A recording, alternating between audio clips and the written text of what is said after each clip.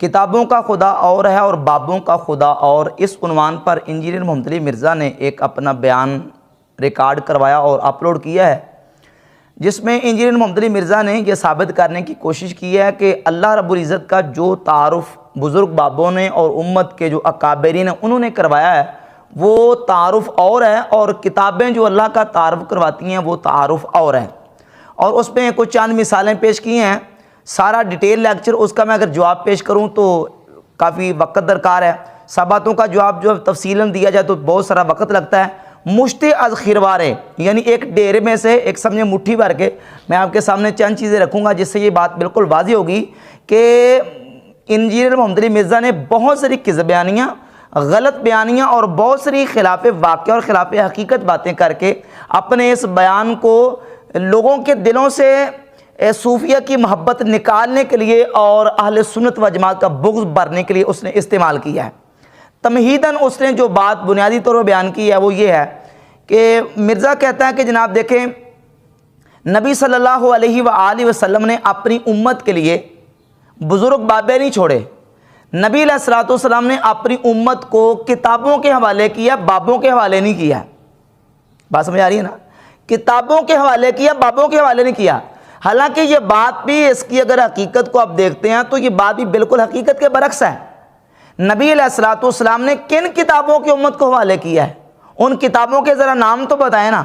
کیا نبی علیہ الصلوۃ والسلام نے اپنی امت کو اصول کافی، فروع کافی، الاستبصار، حیات القلوب یا صحیح بخاری، مسلم، ترمذی، ابو داؤد، ابن ماجہ، نسائی ان کتابوں کے حوالے کیا ہے؟ نبی علیہ الصلوۃ والسلام نے کون سی کتابیں لے کے اپنی امت کو دی ہیں؟ ان کتابوں کے ذرا نام ہوتا ہے نا۔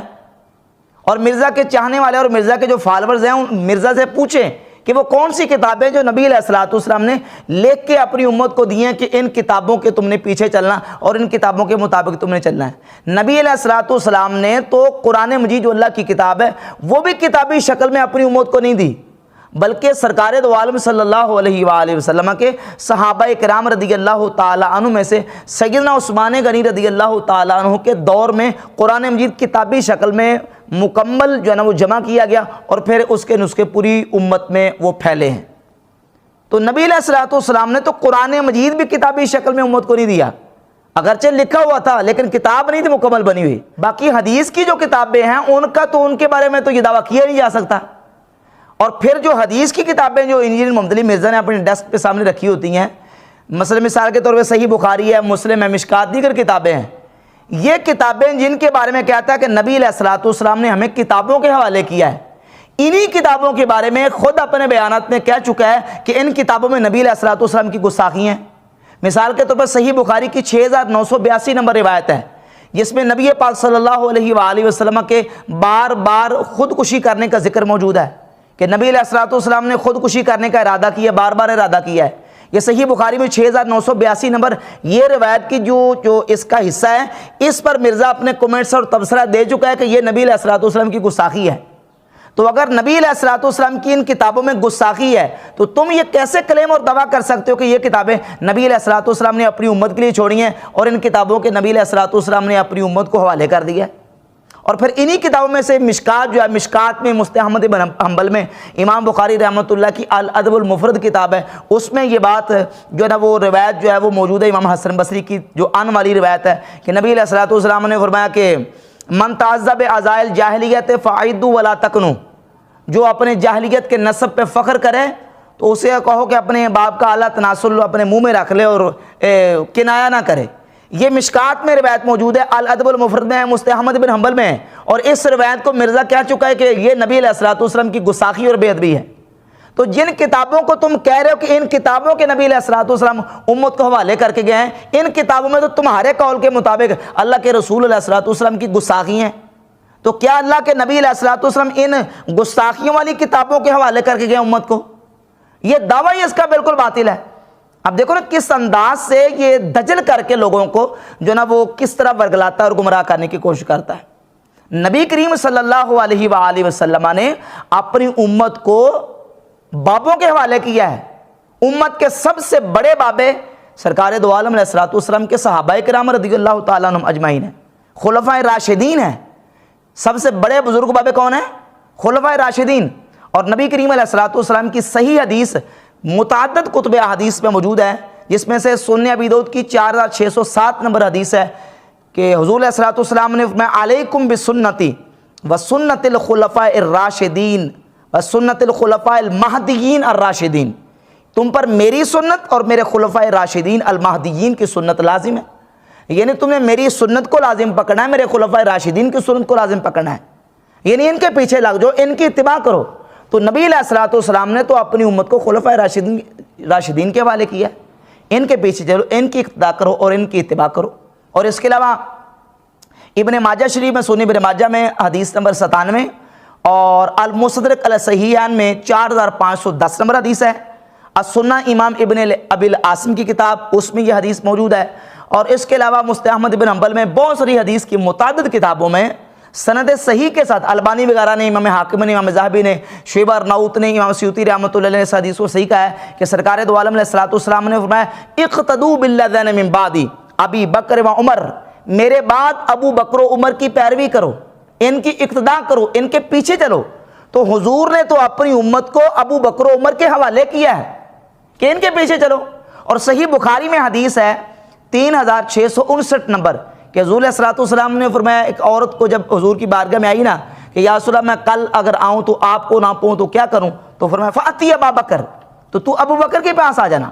تو حضور نے تو امت کو حوالے کر دیا ہے خلفاء راشدین کے، صحابہ اکرام کے۔ تو امت کے سب سے بڑے جو بزرگ اور بابے ہیں وہ نبی کریم علیہ الصلوۃ والسلام کے صحابہ اکرام ہیں، پھر تابعین ہیں، پھر اتباع تابعین، ائمہ مجتہدین، امت کے فقہاء، محدثین، اولیاء، صلحاء، یہ امت کے بزرگ بابے ہیں۔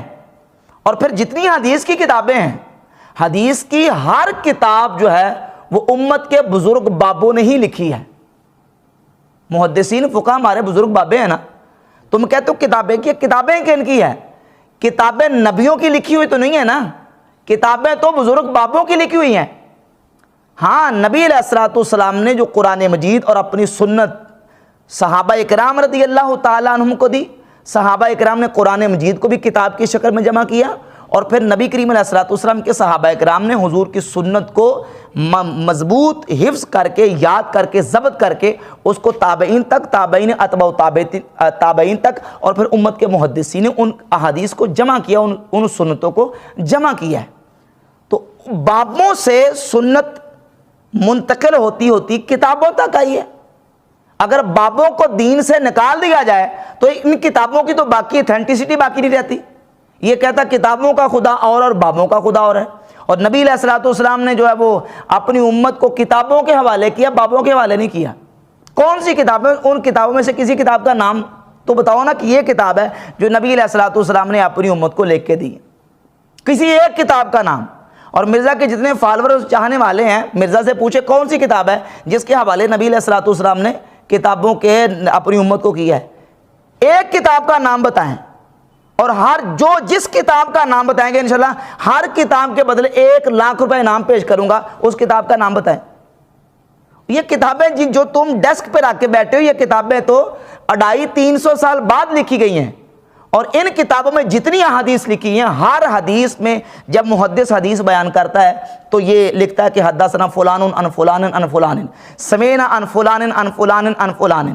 کہ ہم نے فلاں سے حدیث سنی، فلاں فلاں سے، فلاں فلاں سے، فلاں فلاں سے۔ تو ساری سن کے لکھی ہیں۔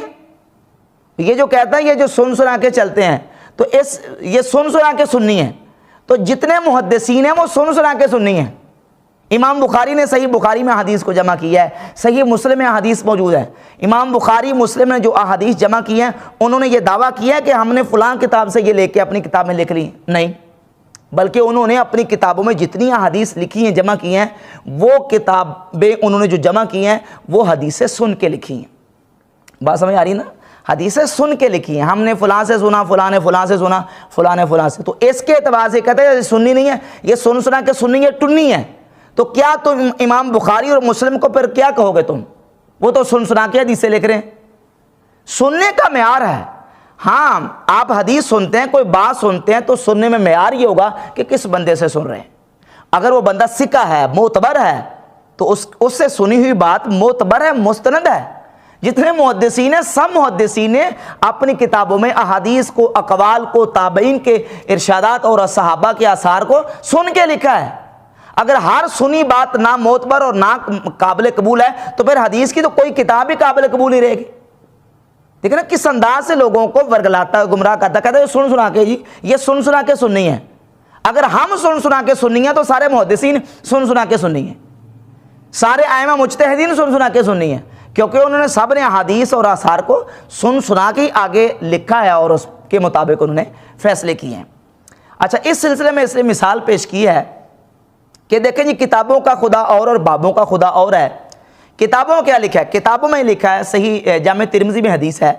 2949 نمبر حدیث ہے کہ نبی پاک صلی اللہ علیہ وآلہ وسلم نے فرمایا لم یفقہ من قرأ القرآن فی اقل من ثلاث, جس نے 3 دن سے کم قرآن مجید پڑھا اس نے قرآن کو نہیں سمجھا. اب یہ کتاب جو ہے اللہ کا تعارف یہ کرواتی ہے کہ قرآن مجید 3 دن سے پہلے نہیں پڑھ سکتے, اور ان کے بزرگ بابوں نے اللہ کا تعارف کیا کروایا. حالانکہ یہ مثال بنتی نہیں ہے, اس مثال کا اللہ کے تعارف کے ساتھ کیا تعلق ہے, لیکن اس کا مشن یہ ہے کہ لوگوں کو کسی نہ کسی طریقے سے اکابرین امت سے, اسلاف امت سے بدظن کر کے ان کے دلوں میں ان کا بغض اور عداوت برنی ہے. تو اب مثال پیش کر کے یہ ثابت کر رہا ہے کہ دیکھیں جی انہوں نے ایک بنایا ہوا واقعہ کہ امام ابو حنیفہ رحمۃ اللہ علیہ وہ رمضان شریف میں 61 مرتبہ قرآن مجید پڑھتے تھے, ایک دن کو, ایک رات کو, اور ایک نماز تراویح میں پورا مہینہ پڑھتے تھے. تو اس اعتبار سے 60 وہ اور ایک یہ 61 بن گئے. تو اسی لیے تو میں کہتا ہوں کہ کتابوں کا خدا اور بابوں کا خدا اور ہے. کتاب یہ کہتی ہے کہ 3 دن سے پہلے قرآن نہیں پڑھ سکتے, اور امام ابو حنیفہ کے بارے میں یہ کلیم کرتے ہیں کہ انہوں نے 61 مرتبہ قرآن مجید رمضان شریف میں پڑھا ہے. اس حدیث کا صحیح مفہوم کیا ہے وہ میں انشاءاللہ آخر میں بعد میں پیش کروں گا, لیکن پہلے یہ میں آپ کے سامنے کچھ حوالہ جات رکھنا ضروری سمجھتا ہوں کہ عمومی طور پہ یہ جب بات کرتا ہے نا تو حوالہ کبھی دے گا فضائل سنت کا, کبھی دے گا فضائل اعمال کا, کبھی تذکرۃ الاولیاء کا. ظاہر ہے یہ حدیث کی کتابیں تو نہیں ہے نا, البتہ یہ ہے کہ ان کتابوں میں جو باتیں لکھی ہیں اگر ان کا ثبوت موجود ہے اور وہی باتیں احادیث کی کتابوں میں صحابہ کرام سے, تابعین سے بھی ثابت ہیں, تو پھر یہ حوالہ دیکھ کے فضائل سنت کا یا فضائل اعمال کا صرف یہ لوگوں کو ورگلانا چاہتا ہے کہ بس یہ بات یہاں تک محدود ہے اور انہی کتابوں میں من گڑت بات ہے, اس کا حقیقت سے کوئی تعلق نہیں ہے. حالانکہ وہی بات حدیث کی کتابوں میں بھی موجود ہوتی ہے. تو بڑا مختصر سا تتبع تفحص ناقص کے مطابق میں نے جب تلاش کیا بحمد تعالیٰ تو نبی کریم صلی اللہ علیہ وآلہ وسلم کے 4 جلیل القدر صحابہ سے اور درجن سے زائد تابعین اور پھر ائمہ محدثین سے یہ بات ثابت ہے کہ وہ بڑے بڑے جلیل القدر ائمہ محدثین, تابعین اور صحابہ کرام ایک رات میں قرآن مجید مکمل کرتے تھے, بلکہ ایک رکعت میں پورا قرآن مجید پڑھتے تھے. سیدنا حضرت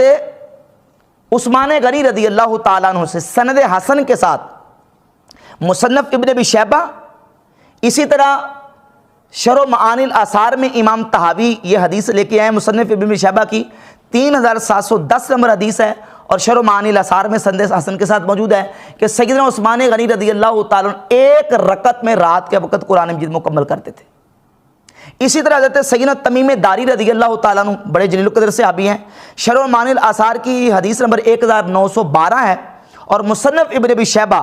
حدیث نمبر 3711 ہے. یہ صحابی بھی ایک رات میں مکمل قرآن پاک پڑھتے تھے. شرح معانی الاثار میں حدیث نمبر 1914 حضرت عبداللہ ابن زبیر رضی اللہ تعالیٰ عنہ جلیل القدر صحابی ہیں حضور علیہ السلام کے, یہ بھی ایک رات میں مکمل قرآن مجید پڑھتے تھے.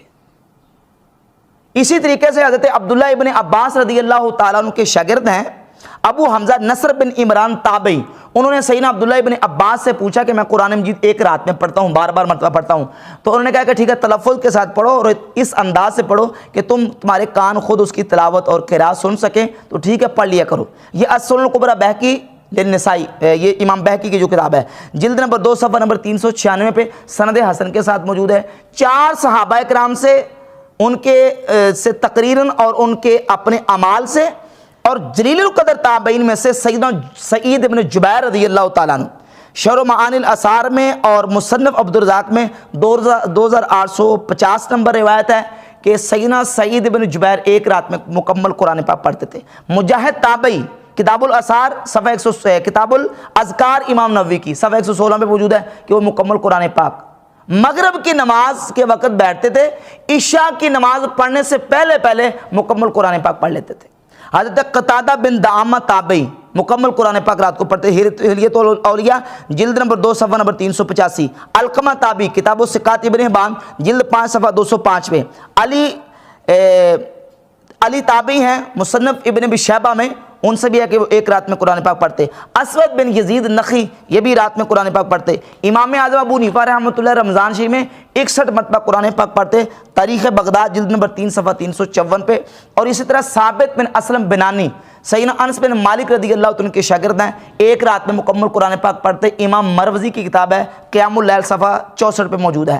اسی طرح سعد بن ابراہیم تابعی سے الطبقات الکبریٰ اور سیر اعلام النبلاء جلد نمبر 6 صفحہ نمبر 140 پہ موجود ہے، وہ ایک رات میں مکمل قرآن پاک پڑھتے۔ ابو ہارون محمد بن خزار الرازی تابعی الجرح والتعدیل جلد 7 صفحہ 245 پہ موجود ہے، وہ ایک رات میں قرآن پاک پڑھتے تھے۔ عبد الرحمن بن مہدی بہت بڑے جلیل القدر امام محدث ہیں، وہ 2 راتوں میں قرآن پاک پڑھتے۔ امام بخاری کے استاد ہیں علی بن مدینی، وہ ایک رات میں قرآن پاک پڑھتے۔ شعب الایمان جلد 2 صفحہ 399۔ اسی طرح امام شافعی رحمۃ اللہ سے سند حسن کے ساتھ حلیۃ الاولیاء کی جلد نمبر 9 صفحہ نمبر 143 پہ موجود ہے کہ امام شافعی رحمۃ اللہ بھی رمضان شریف میں پورے رمضان میں 60 مرتبہ قرآن پاک پڑھتے تھے، سند حسن کے ساتھ موجود۔ امام بخاری رحمۃ اللہ علیہ کے حوالے سے درجنوں مستند اور معتبر کتابوں میں موجود ہے کہ امام بخاری رحمۃ اللہ علیہ رمضان شریف میں 41 مرتبہ قرآن پاک پڑھتے تھے۔ کتنے مرتبہ؟ 41 مرتبہ۔ امام ابن حجر اسقلانی نے فتح الباری شرح صحیح بخاری کے مقدمہ میں صفحہ 466 پہ اس کو لکھا ہے، اور غیر مقلد بہت بڑے عالم عبدالسلام مبارک پوری، ان کی کتاب ہے سیرت البخاری، اس کے صفحہ 111 پہ لکھا ہے کہ امام بخاری رحمۃ اللہ علیہ رمضان شریف میں 41 مرتبہ قرآن پاک پڑھتے۔ شعب الایمان کی جلد 2 صفحہ 416 پہ لکھا ہے امام بخاری 41 مرتبہ قرآن پاک پڑھتے۔ اس طرح طبقات الحنابلہ جلد 2 صفحہ 275، اسی طریقے سے تاریخ دمشق جلد 15 صفحہ 48 پہ درجنوں کتابوں میں یہ بات موجود ہے کہ امام بخاری رحمۃ اللہ رمضان شریف میں 41 مرتبہ قرآن پاک پڑھتے تھے۔ اب مرزا یہ جو کہتا ہے صرف امام ابو حنیفہ کا نام لے کے، فضائل اعمال کا حوالہ دے کے، کبھی تذکرۃ الاولیاء کبھی میزان سنت کا حوالہ دے کے کہ کتابوں کا خدا اور ہے اور بابوں کا خدا اور ہے، تو آپ پھر یہ کیا یہ کہے گا کہ صحابہ کا خدا اور کتابوں کا خدا اور ہے؟ کیونکہ ایک رات میں تو ایک رکعت میں قرآن صحابہ بھی پڑھتے تھے، کیا ان کا خدا اور تھا اور کتابیں خدا کا اور تعارف کروا رہی؟ تابعین کا خدا اور کتابوں کا خدا اور ہے۔ امام بخاری کا، امام شافعی کا، امام ابو حنیفہ کا خدا اور کتابوں کا خدا اور ہے۔ سیدنا عثمان غنی تمیم داری عبداللہ بن زبیر رضی اللہ عنہ ان کا خدا اور کتابوں کا خدا اور ہے۔ اور پھر بڑی دلچسپ اور مزے کی بات یہ ہے، یہ جو حدیث ہے نا، اس کے مرکزی جو راوی ہے نا، جتنی اس کے طرق اور اسناد موجود ہیں جمع کر کے دیکھ لیں، اس کے مرکزی راوی ہیں امام قتادہ بن دعامہ تابعی، اور ان سے حلیۃ الاولیاء میں امام ابو نعیم اصفہانی نے یہ اپنی سند سے جلد نمبر 2 صفحہ 385 پہ رقم 2655 پہ لکھا ہے کہ امام قتادہ بن دعامہ تابعی اس حدیث کے مرکزی راوی وہ قرآن پاک کو رات میں مکمل کرتے تھے، ایک رات میں مکمل کرتے تھے۔ تو اب یہ جو حدیث ہے، جن بابوں کے ذریعے یہ حدیث جامع ترمذی میں آئی ہے، اس بابے کا عمل کیا ہے؟ وہ بابا عمل یہ کر رہا ہے کہ وہ ایک رات میں قرآن پاک مکمل پڑھ رہا ہے۔ تو اس کا مطلب ہے کہ قتادہ بن دعامہ تابعی کا خدا اور ہے، اور جامع ترمذی میں جو حدیث وہ لے کے آ رہے ہیں وہ خدا اور ہے، نعوذ باللہ تعالی۔ تو اگر خدا ہی ان کا اور ہے اور وہ خدا کا تعارف ہی اور کروا رہے ہیں، تو پھر ان کی حدیث کیسے معتبر ہوگی؟ ان کی تو حدیث ہی ریجیکٹیبل، قابل قبول ہوگی جب وہ خدا کو نعوذ باللہ کوئی اور خدا مان رہے ہیں، اور خدا کا تعارف ہی کوئی کچھ اور مان رہے ہیں۔ اور پھر صحیح بخاری میں جو حدیث ہے 5052 53 54، ان میں سے ایک جو طریق ہے اس میں سیدنا مجاہد تابعی رحمۃ اللہ علیہ اس حدیث کے جو راوی ہیں، مجاہد تابعی حدیث بیان کرتے ہیں، اس کے جو راوی مجاہد تابعی ہیں، ان سے سند صحیح کے ساتھ امام نووی رحمۃ اللہ علیہ نے کتاب الاذکار کے صفحہ 116 پہ لکھا ہے کہ امام مجاہد تابعی رحمۃ اللہ علیہ سے سند صحیح سے ثابت ہے کہ وہ مغرب کی نماز پڑھ کے بیٹھتے تھے، عشاء کی نماز سے پہلے پہلے پورا قرآن مجید مکمل کر لیتے تھے۔ حدیث کے راوی کیا کہہ رہے ہیں؟ وہ جن بابوں سے حدیث ہم تک پہنچی ہے ان بابوں کا عمل دیکھو، پھر اب حدیث کا مطلب سمجھو کہ اس حدیث کا مطلب کیا ہے اور اس حدیث کا تعلق کن لوگوں کے ساتھ ہے، یہ آخر میں بیان کرتا ہوں۔ اچھا، اس سلسلے میں ایک غلط بیانی اور سمجھیں کہ ایک حدیث میں تحریف کا ارتکاب کیا ہے انجینئر محمد علی مرزا نے اسی بات اور گفتگو کو چلاتے ہوئے۔ صحیح مسلم کی 1886 نمبر حدیث ہے، نبی پاک صلی اللہ علیہ وآلہ وسلم نے صحابہ کرام رضی اللہ تعالی عنہم کو ایک دن فرمایا کہ یعجز احدکم، کیا تم میں سے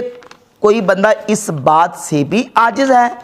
کہ ان یقرأ فی لیلۃ ثلث القرآن، کہ وہ رات کے وقت قرآن کا تیسرا حصہ تلاوت کرے، قرآن کا تیسرا حصہ پڑھے؟ کیا تم میں سے کوئی بندہ اس بات سے بھی عاجز ہے؟ تو صحابہ کرام رضی اللہ تعالیٰ عنہم نے عرض کی یا رسول اللہ ہم کس طرح پڑھیں؟ تو آپ نے فرمایا قل هو اللہ شریف ایک مرتبہ پڑھ لو تو قرآن کا تیسرا حصہ یعنی تہائی حصہ 10 پارے قرآن پڑھنے کا ثواب مل جائے گا۔ یہ حدیث ہے صحیح مسلم میں۔ اب اس کی معنوی تعریف کرتے ہوئے اس بات کو ثابت کرنے کے لیے مرزا نے اس کا ترجمہ بالکل ہی ایسا غلط پیش کیا جو نہ عقلاً درست ہے نہ نقلاً درست ہے۔ ترجمہ کیا کیا مرزا نے؟ کہتا ہے کہ نبی علیہ السلام نے فرمایا بلا بتاؤ تم میں سے کسی کی استطاعت ہے کہ وہ ایک رات میں تہائی قرآن پڑھ لے؟ تم میں سے کسی کی استطاعت ہے کہ وہ ایک رات میں تہائی قرآن پڑھ لے؟ تو صحابہ کرام نے کہا یا رسول اللہ کس کی استطاعت ہوگی کہ وہ ایک رات میں ایک تہائی قرآن پڑھ لے؟ یعنی ثابت کرنے کی یہ کوشش کر رہا ہے کہ ایک رات میں قرآن کا تہائی حصہ پڑھنا ممکن نہیں ہے، ناممکن ہے، نہیں پڑھا جا سکتا۔ حالانکہ اس حدیث کا مطلب بالکل یہ ہے ہی نہیں، نہ عقلاً درست ہے نہ نقلاً۔ عقلاً تو اس طرح درست نہیں ہے کہ کسی بھی حافظ قرآن کو آپ بٹھا لیں، اس کو کہیں کہ 10 پارے قرآن پاک کے تلاوت کر دو، تو وہ آپ کو چند گھنٹوں میں قرآن پاک کے 10 پارے تلاوت کر کے دکھا دے گا کہ میں نے پڑھ لیے۔ ناممکن والی تو بات ہی نہیں ہے، بلکہ کوئی بھی سادہ مسلمان جو غیر حافظ ہو وہ رات کے وقت بیٹھ کے تو قرآن پاک کے 10 پارے آسانی سے پڑھ سکتا ہے اگر وہ بیٹھ کے مسلسل پڑھتا رہے۔ تو عقلاً تو یہ ناممکن ہے ہی نہیں، اور نقلاً بھی اس طرح ناممکن نہیں ہے کہ صحیح بخاری کی 5052 53 54 متعدد اس کے طرق موجود ہے، حدیث موجود ہے کہ نبی پاک صلی اللہ علیہ وآلہ وسلم کے جلیل القدر صحابی حضرت عبداللہ بن عمر ابن العاص رضی اللہ تعالیٰ عنہ، ان کی شادی ہوئی تو شادی کے بعد ان کے والد عمر بن عاص نے ان سے اپنی بہو سے پوچھا کہ بیٹی یہ بتاؤ کہ میرا بیٹا کیسا ہے، تمہارا شوہر کیسا ہے؟ تو انہوں نے کہا کہ ابا جان بہت نیک آدمی ہیں، متقی پرہیزگار آدمی، اچھے آدمی ہیں، لیکن یہ شادی کے بعد مجھے وقت بہت کم دیتے ہیں۔ تو انہوں نے یہ بات نبی کریم علیہ الصلوۃ والسلام کی بارگاہ اقدس میں عرض کر دی کہ حضور عبداللہ کا اپنی بیوی کے ساتھ یہ معاملہ ہے۔ تو حضور نے حضرت عبداللہ کو بلایا اور کہا کہ عبداللہ یہ بتاؤ کیف تصوم، تم روزہ کیسے رکھتے ہو؟ تو انہوں نے عرض کی کل یوم، حضور میں روزانہ روزہ رکھتا ہوں۔ فرمایا کیف تختم، قرآن کتنا ختم کرتے ہو رات کے وقت؟ تو انہوں نے عرض کی کل لیلۃ، حضور ہر رات کو قرآن مکمل کرتا ہوں، ہر رات کو قرآن مکمل کرتا ہوں۔ تو سیدنا عبداللہ ابن عمر ابن عاص رضی اللہ تعالیٰ عنہ کا یہ بات بتانا، اس بات کا نقلاً بھی ثبوت ملتا ہے کہ قرآن مجید کو ایک رات میں مکمل کرنا صحابہ سے ثابت ہے، صحیح بخاری سے ثابت ہے۔ ہاں پھر حضور علیہ الصلوۃ والسلام نے ان کی کنڈیشن اور ان کے حالات اور کیفیت کے مطابق ان کو کہا کہ نہیں تم نے 40 دن میں قرآن پڑھنا ہے۔ عرض کہ حضور میں اس سے زیادہ استطاعت رکھتا ہوں۔ فرمایا مہینے میں، حضور میں اس سے زیادہ استطاعت رکھتا ہوں۔ فرمایا پھر تم 15 دن میں، زیادہ استطاعت رکھتا ہوں۔ فرمایا پھر 7 دن میں، پھر کرتے کرتے حتیٰ کہ ایک حدیث میں کہ 7 دن تک کہا، اور دوسری میں ایک ان کو کہا کہ نہیں تم 3 دن کی تمہیں اجازت ہے، 3 دن تک تم قرآن پاک مکمل کر لیا کرو۔ تو اس سے بات ثابت ہوگی کہ عقلاً نقلاً دونوں طرح بالکل واضح ہے کہ قرآن مجید کو رات کے وقت مکمل پڑھا جا سکتا ہے، یہ ناممکن بات نہیں ہے۔ اور پھر یہ جو حدیث کا معنوی اس نے جو تحریف کا ارتکاب کیا ہے، یہ بالکل حدیث کا کوئی مطلب مفہوم یہ نہیں ہے، اس نے ناممکن ثابت کرنے کی کوشش کی ہے۔ بلکہ اس سلسلے میں ایک اور حدیث میں شعب الایمان کی جلد نمبر 2 صفحہ 402 سے پیش کر دیتا ہوں کہ نبی پاک صلی اللہ علیہ وآلہ وسلم نے صحابہ کرام علیہ مردوان جو تاجر صحابہ تھے ان کو فرمایا کہ یا معاشر التجار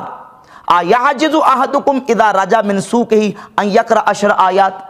اے تاجروں کے گروہ کیا تم اس بات سے بھی عاجز ہو کہ تم جب بازار سے واپس آؤ تو 10 آیات قرآن پاک کی تلاوت کرو، پڑھ لو؟ یعنی حضور نے ترغیب دی کہ جب تم بازار سے آؤ تو 10 آیتیں قرآن کی تلاوت کر لیا کرو۔ یہ نہیں ہے کہ یہ ہو ہی نہیں سکتا کہ 10 آیتیں کس طرح تلاوت، یہ کوئی ناممکن والی بات ہے۔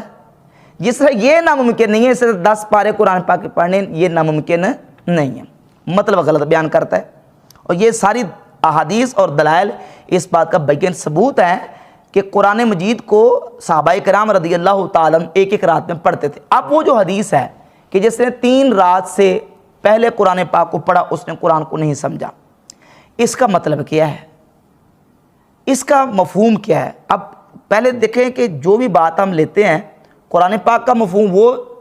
لیں گے جو احادیث میں ہے، اور احادیث کا وہ مفہوم بیان کیا جائے گا جو امت کے اسلاف نے، بزرگ بابوں نے بیان کیا، محدثین نے، جس کو فہم محدثین یا فہم اسلاف کہا جاتا ہے، اس کو قبول کیا جائے گا۔ محدثین نے جب اس حدیث کی شرح اور وضاحت کی ہے تو امام ابن حجر عسقلانی رحمۃ اللہ علیہ فتح الباری شرح صحیح البخاری جلد نمبر 9 صفحہ 97 پہ اور 199 پہ لکھتے ہیں والذی یظہر ان ذالک یختلف باختلاف الاحوال والاشخاص، کہ ظاہر یہ جو ہوا ہے وہ یہ ہے کہ یہ احوال اور اشخاص کے اختلاف کے ساتھ ہے۔ احوال اور اشخاص کے یعنی جو شخص ہے اس کی کیفیت کیسی، اس کی حالت کیسی ہے، اس کی حالت، اس کی کیفیت اور اس بندے کے مطابق حکم ہے، نہ یہ کہ یہ ہر ایک بندے کے لیے ہے، ہر بندے کے لیے حکم نہیں ہے۔ بلکہ امام نووی رحمۃ اللہ علیہ نے تو کتاب الاذکار کے صفحہ 116 پہ لکھا ہے، کہتے ہیں اما الذین ختموا القرآن فی رکعۃ، بہرحال وہ لوگ جنہوں نے ایک رکعت میں قرآن پاک پڑھا ہے، فلا یحصون لکثرتہم، کہتے ہیں وہ اتنے زیادہ لوگ ہیں کہ ان کی کثرت کی وجہ سے ان کا شمار نہیں ہو سکتا۔ فمنہم عثمان بن عفان و تمیم الداری و سعید بن جبیر، ان میں سے عثمان غنی، حضرت تمیم داری اور حضرت سعید بن جبیر رضی اللہ تعالیٰ عنہ ہیں جنہوں نے قرآن مجید کو ایک ایک رات میں، ایک ایک رکعت میں پڑھا ہے۔ امام ملا علی قاری مرقات شرح مشکات کی جلد 5 صفحہ 81 پہ لکھتے ہیں کہ اس حدیث کا جو مطلب وہ فرماتے اما الثواب علی قراءتہ فهو حاصل لمن فہم ولمن لم یفہم بالکلیت للتعبد بلفظہ، ایک ایک قرآن مجید کی قراءت اور تلاوت اور ایک ایک قرآن مجید کو سمجھنا، اس میں کوئی شک و شبہ نہیں ہے کہ جو قرآن کو پڑھ کے سمجھتا ہے اس کی فہم بھی حاصل کرتا ہے، وہ درجے مرتبے کمال میں اوپر ہے۔ لیکن ایک بندہ وہ ہے جو صرف قرآن مجید کو پڑھتا ہے، قرات کرتا ہے اور قرآن کی تلاوت کرتا ہے، تو لکھتے ہیں قرآن کی تلاوت اور قرات بھی مستقل ایک عبادت ہے، مستقل ایک عبادت ہے۔ ایک طرف کوئی بندہ ذکر اللہ کرتا ہے، اللہ اکبر، سبحان اللہ، الحمدللہ، تسبیحات کرتا ہے، اور ایک طرف وہ بندہ جو قرآن مجید کی تلاوت کر رہا ہے، اگرچہ وہ سمجھ نہیں رہا، اس کو سمجھ نہیں آ رہی، صرف تلاوت کیے جا رہا ہے، صرف قرآن مجید کے کلمات کو پڑھتا جا رہا ہے، تو اب اس کو فقط قرآن مجید کے کلمات کی قرات پر اور تلاوت پر بھی اللہ رب العزت عبادت کا ثواب دے گا، کیونکہ قرآن مجید کی فقط قرات اور تلاوت بھی مستقل عبادت ہے۔ لہذا ہمارے اسلاف جو صحابہ کرام، تابعین، تبع تابعین، جو ایک ایک رات میں بار بار مرتبہ قرآن پاک پڑھا ہے، وہ بطور ذکر کے پڑھا ہے، بطور تلاوت اور قرات کا ثواب حاصل کرنے کے لیے پڑھا ہے۔ اب یہ جو ہے صورت وہ اس میں شامل نہیں ہے۔ اچھا، پھر ایک اور بات بھی یہاں سمجھیں کہ ہزاروں لاکھوں مسلمان ہیں جو رمضان شریف میں 2 4 5 10 پارے ایک ایک دن میں پڑھتے ہیں۔ اچھا، ایک سمپل آدمی سادہ جو ہے، کیا وہ 10 پارے روزانہ پڑھے تو قرآن پاک 10 پارے پڑھ کے سمجھ سکتا ہے؟ 10 کیا وہ 5 بھی نہیں سمجھ سکتا؟ 5 کیا وہ 1 پارہ بھی پڑھ کے نہیں سمجھ سکتا؟ تو کیا اس کو 1 پارہ بھی نہیں پڑھنا چاہیے؟ وہ اللہ کے بندو، ایک ہے پڑھ کے سمجھنا اور ایک ہے اس کو بطور قرات اور بطور تلاوت کے ذکر کے ثواب کے لیے پڑھنا۔ اسلاف سے جو عمل ثابت ہے اس کا جو محمل ہے وہ یہ ہے کہ وہ بطور قرات کے، تلاوت کے، ذکر کے ثواب کے طور پر پڑھتے تھے، کیونکہ رمضان شریف میں قرآن مجید کا ایک ایک حرف بھی جو پڑھا جاتا ہے اس پر جو سینکڑوں کی تعداد میں اس کو حسنات اور نیکیاں ملنے کی اللہ کی بارگاہ میں امید ہے۔ اس لیے رمضان شریف کے مبارک 7 لمحات میں وہ اس کو غنیمت جانتے ہوئے ایک طرف ذکر ہے اور ایک طرف قرآن کی تلاوت ہے، وہ کثرت تلاوت قرآن پاک کرتے تھے تاکہ ثواب زیادہ سے زیادہ حاصل کیا جا سکے۔ اور امام مولا علی قاری رحمۃ اللہ علیہ نے بھی اور غیر مقلدین کے بہت بڑے چوٹی کے عالم ہیں، تحفۃ الاحوذی جلد نمبر 8 صفحہ 221 پہ لکھتے ہیں والمراد نفی الفہم لا نفی الثواب، کہ جو حدیث ہے کہ جس نے 3 دن سے پہلے قرآن پاک پڑھا اس نے نہیں سمجھا، تو اس میں فہم کی نفی ہے، ثواب کی نفی نہیں ہے۔ یہ نہیں ہے کہ جس نے 3 دن سے پہلے قرآن پاک پڑھا اس کو ثواب ہی نہیں ملے گا، ثواب ملے گا، اس کو عبادت کا مرتبہ درجہ ملے گا، لیکن 3 دن سے پڑھا پہلے تو اس کو سمجھ نہیں آئے گا۔ تو یہ تو کئی ایسے بندے ہیں کہ مہینے میں بھی پڑھ لے تو اس کو سمجھ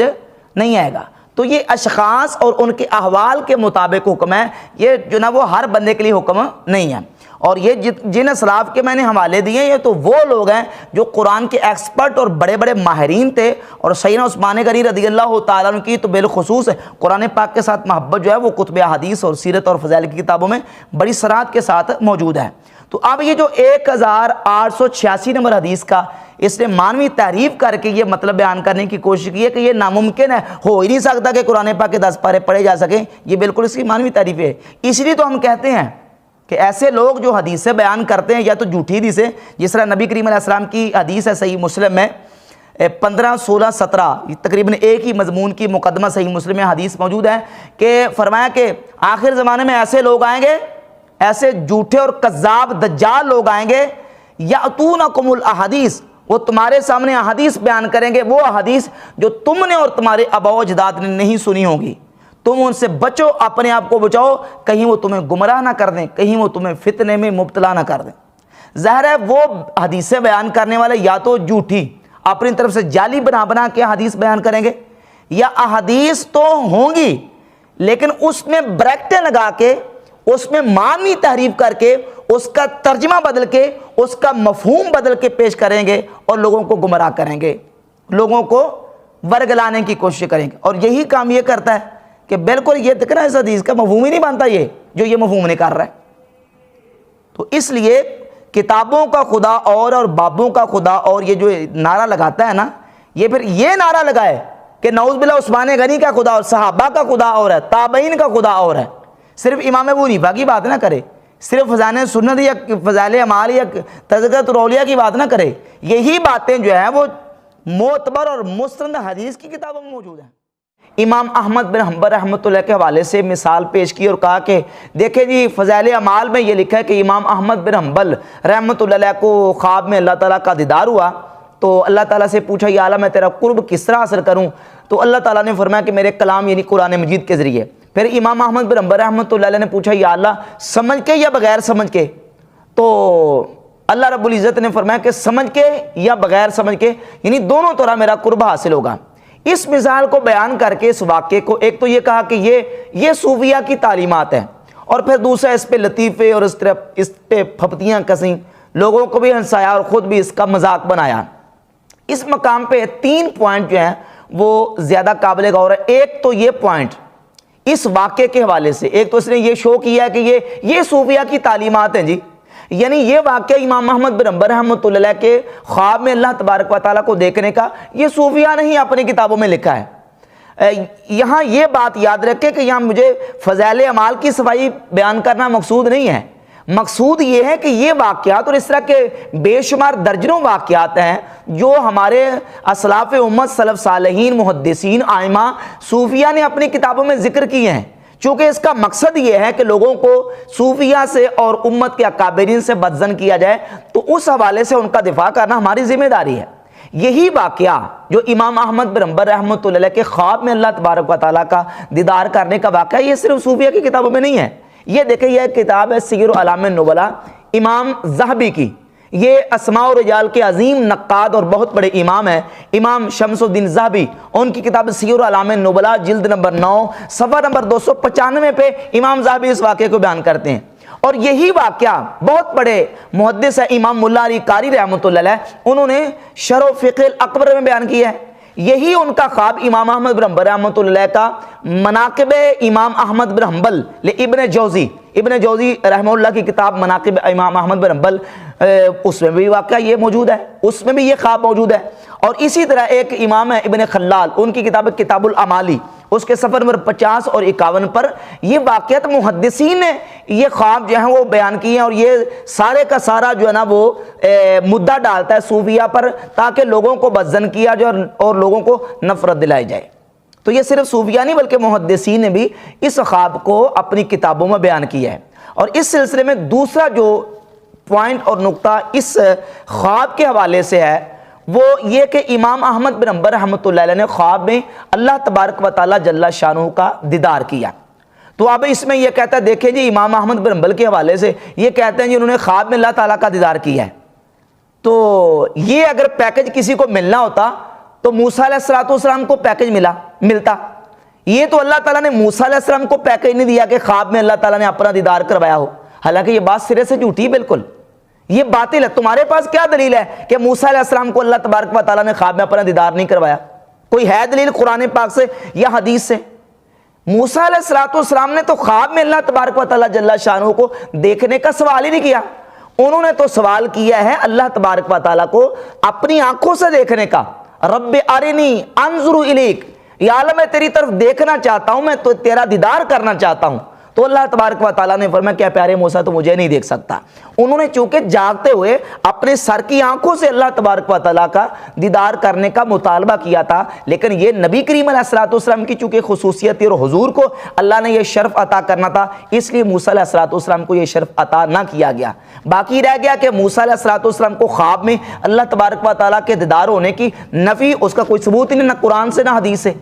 بلکہ ابھی بھی انشاءاللہ آپ کے سامنے دلائل پیش کروں گا کہ خواب میں اللہ تبارک و تعالیٰ جل شانہ کو دیکھنا یہ تو نبی کریم صلی اللہ علیہ وآلہ وسلم کے غلاموں کو بھی اللہ رب العزت نے یہ شرف عطا کیا ہے۔ بڑے بڑے جلیل القدر محدثین، بڑے بڑے ائمہ،